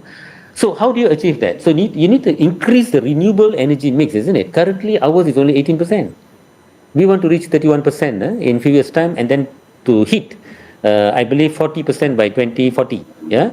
Now, in order for that, MIDA is very much involved in providing a lot of incentives for solar companies, isn't it? That's number one. Biomass, biogas, mini hydro. Energy conservation, for example, we are also providing some incentive for that. But this incentive has been there for some time. It was not just introduced last year or one. Green building is another area. We want real estate, when they build buildings, it has to be green. Yeah. And then we have waste management, as mentioned by Datuk just now. I agree. We need to have more eco parks where we have world-class waste management companies coming in and then set up this kind of recycling, a more circular economy kind of industrial park, waste management activities. With regards to industrial parks, I do agree. I totally agree. We have by far very few world-class industrial park with all these features. The one that mentioned by Dato, I agree, Kuala Mai Park, iPark, In fact, they don't call it industrial park. They call it industrial resort down south in Johor. I was really impressed to look at some of the industrial park in Malaysia. These are the parks that we are looking at moving forward. World class of industrial park. Then we are talking about electric vehicles. MIDA is also promoting investments into electric vehicles. That will definitely contribute in our efforts to reach carbon neutral. Of course, we would love to have Tesla in Malaysia. We would love to have all the system integrators in Malaysia. Today, the semiconductor industry in Malaysia is the heart of any electric vehicle in the world. We are producing sensors and whatnot. So I believe that in years to come, we can be, a major player in the electric vehicle industry, if not the production, but definitely in the parts and components and all the services that goes into this. And of course, finally, green certification is another area that we are promoting. Now, besides all these efforts that we have done, just for your information, just my last words, we do have a dedicated division, Green Tech division in MIDA, which was set up, I think, maybe 15 years ago, And today, we have another unit called Circular Economy Unit. We have set up in MIDA. And we are also doing strategic papers. For example, hydrogen is another area that we are looking at. Moving forward, maybe that's where we should be. So we need to be ahead of the curve with regards to a green agenda, John. Thank you. Thanks. Last question to Professor Satesh. Right, earlier you mentioned there are a lot of research and the 10 grand ideas that are being pushed forward and being researched. Do you see some of these things, especially in the sustainability or even in technology in general? Do we see that a lot of people are saying that the industry don't really understand, the research institutions or the institutions don't really understand the industry. So do we see the gap closing in terms of helping people to adopt technology as well as sustainability technology? Is the advancement of technology helping the gap to be closed? Thanks, John. I think very quickly I could give my thoughts on the question that you've just posed. I think just to kind of reiterate what was said by Mr. Siva as well. Heriot-Watt University, as a global university, we tend to work on addressing sustainability and also the climate change emergency through essentially transitioning to green energy. We're working on circular economy, and we're also working on how we can move from more traditional engineering solutions to more nature-based solutions. But these initiatives really would only work if we are in close partnership with industry. So yes, definitely there is a gap that exists, but I think that gap can be further narrowed. I think I personally advocate the development of industry immersion programs, even at the level of undergraduate students, where they could essentially involve themselves in real life projects, solving real life challenges with industry, collaboration with industry in terms of funding, especially for undergraduate education. For example, with us, we have our Datuk Sri Michael Yam Chartered Institute of Building bursaries on offer for deserving students. We partner different organizations actually to offer scholarships for the underprivileged community. So I think such collaborations at the student experience level will grow into further collaboration at the research and innovation level, where we would really see the industry and institutions like my university working hand in hand to take advantage of technology and advancement to innovate. So a quick summary. Thanks, John. Thanks. So thank you very much. That was the last question. On behalf of Star Media Group and Roland Berger, would sincerely like to thank our esteemed panelists for joining us in this session today. Thank you very much once again. Also, I'd like to thank all our participants and listeners who dialed in. Really hope there were some good takeaways, some tips on what to do next and how to get assistance, for example, from MIDA, from MDAC, MITI, etc. And I hope that it has contributed, to your further understanding on digitalization and the sustainability agenda for your company. So thank you once again to everyone, and passing the floor back to the MC. Thank you. Thank you so much, John. That was the industry panel discussion of the Manufacturing and Construction Biz-Con Breakout track, and I hope that you guys enjoyed it as much as we did. I really personally loved the fact that it ended on such an important note, such as sustainability. So thank you so much, Dato' Gan, Dr. Nama Sivayam, Mr. Siva, and Sheikh Badrul, and John for such an engaging, insightful, and informative discussion. It is such a great honor for all of us to have you powering the summit program. Guys, as we've mentioned earlier, we are giving away a total of 15 cool gadgets worth 4,000 ringgit in total at this summit at each of our 4 breakout tracks. If you are able to win any of these 3 gadgets, these are the Sony True Wireless Earbuds, the Samsung Wireless Charger Pad, and the Sony Portable Wireless Speaker. So if you want to know how you can stand a chance to be one of the 3 lucky winners of the manufacturing and construction track, it's very easy. All you need to do is complete a short survey by scanning the QR code shown on the screen, or you can go to bit.ly/starbiz3. We truly value your feedback, as it is important for us to keep providing you with a better event experience every time. We will announce the 3 winners from this session, as well as the other 3 winners from the parallel breakout track at the next session later this afternoon. And yes, if you've enjoyed the morning session of the StarBiz Summit's Biz-Con breakout tracks, we have 2 more power-packed breakout tracks lined up for you this afternoon.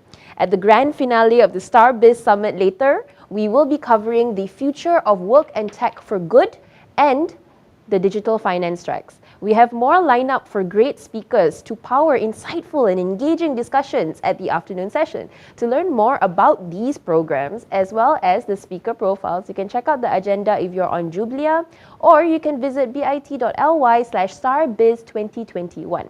In Jublia, remember to visit our sponsors and partners virtual booth to find out about their latest product offerings. If you need any assistance from us, email us at events@thestar.com.my. You can also email starbizsummit2021@jublia.com for technical assistance on Jublia.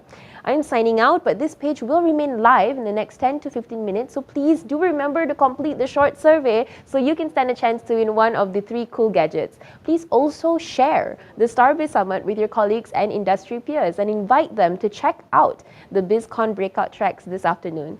Thank you so much. I look forward to welcoming you again at the grand finale later today at 2 p.m.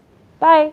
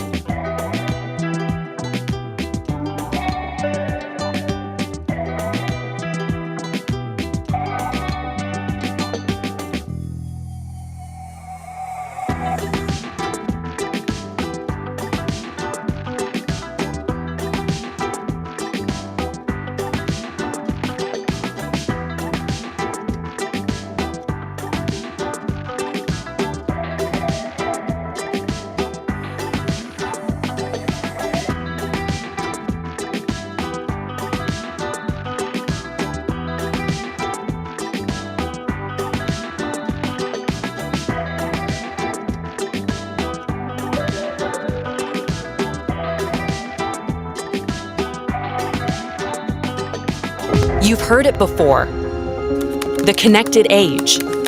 Life at the speed of the internet. It's a digital world. What you might not have heard is that we can keep it safe. Because at CrowdStrike, we stop breaches. So wherever you go, go with confidence. Anywhere. Welcome to Anywhere. CrowdStrike. We stop breaches.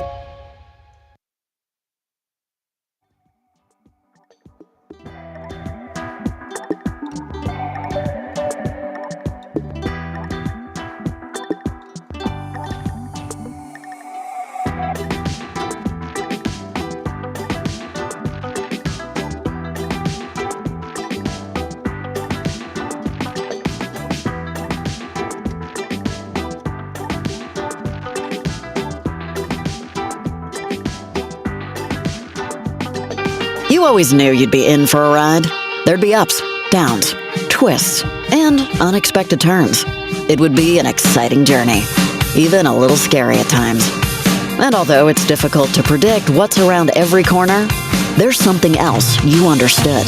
Transformation is essential for your business, your people, and your customers, so you can stay agile, resilient, and relevant in an ever-shifting marketplace. At SAP, we understand that true transformation is a journey too. It goes beyond the edges and deep into the core of your business. But it's a journey you don't have to take alone. No matter where you're starting from and where you want to go, we're by your side to simplify planning and execution and integrate data, intelligent tech, with cutting-edge ERP that will accelerate outcomes on your terms and on your timelines. The road ahead is clear. The next turn truly transformative. It's your time to rise with SAP.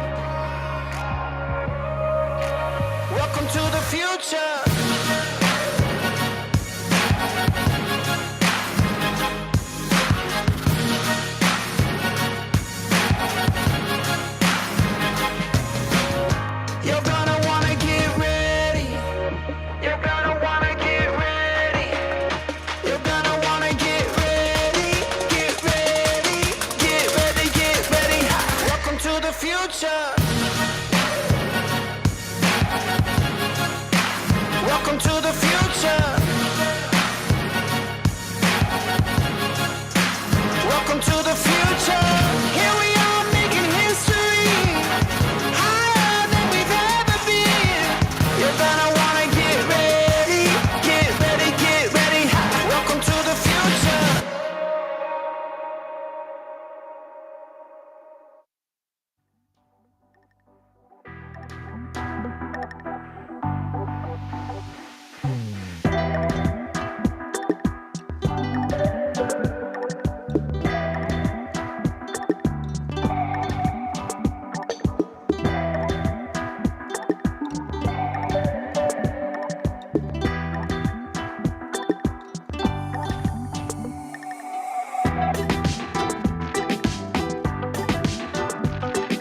This is the new world of work. Each day looks different than the last. But whatever work becomes, the ServiceNow platform will make it just flow. Whether it's finding new ways to help you serve your customers, orchestrating a safe return to the office, Wait, an office? What's an office? or solving a workplace challenge that's yet to come. Wherever the new world of work takes your business, the world works with ServiceNow.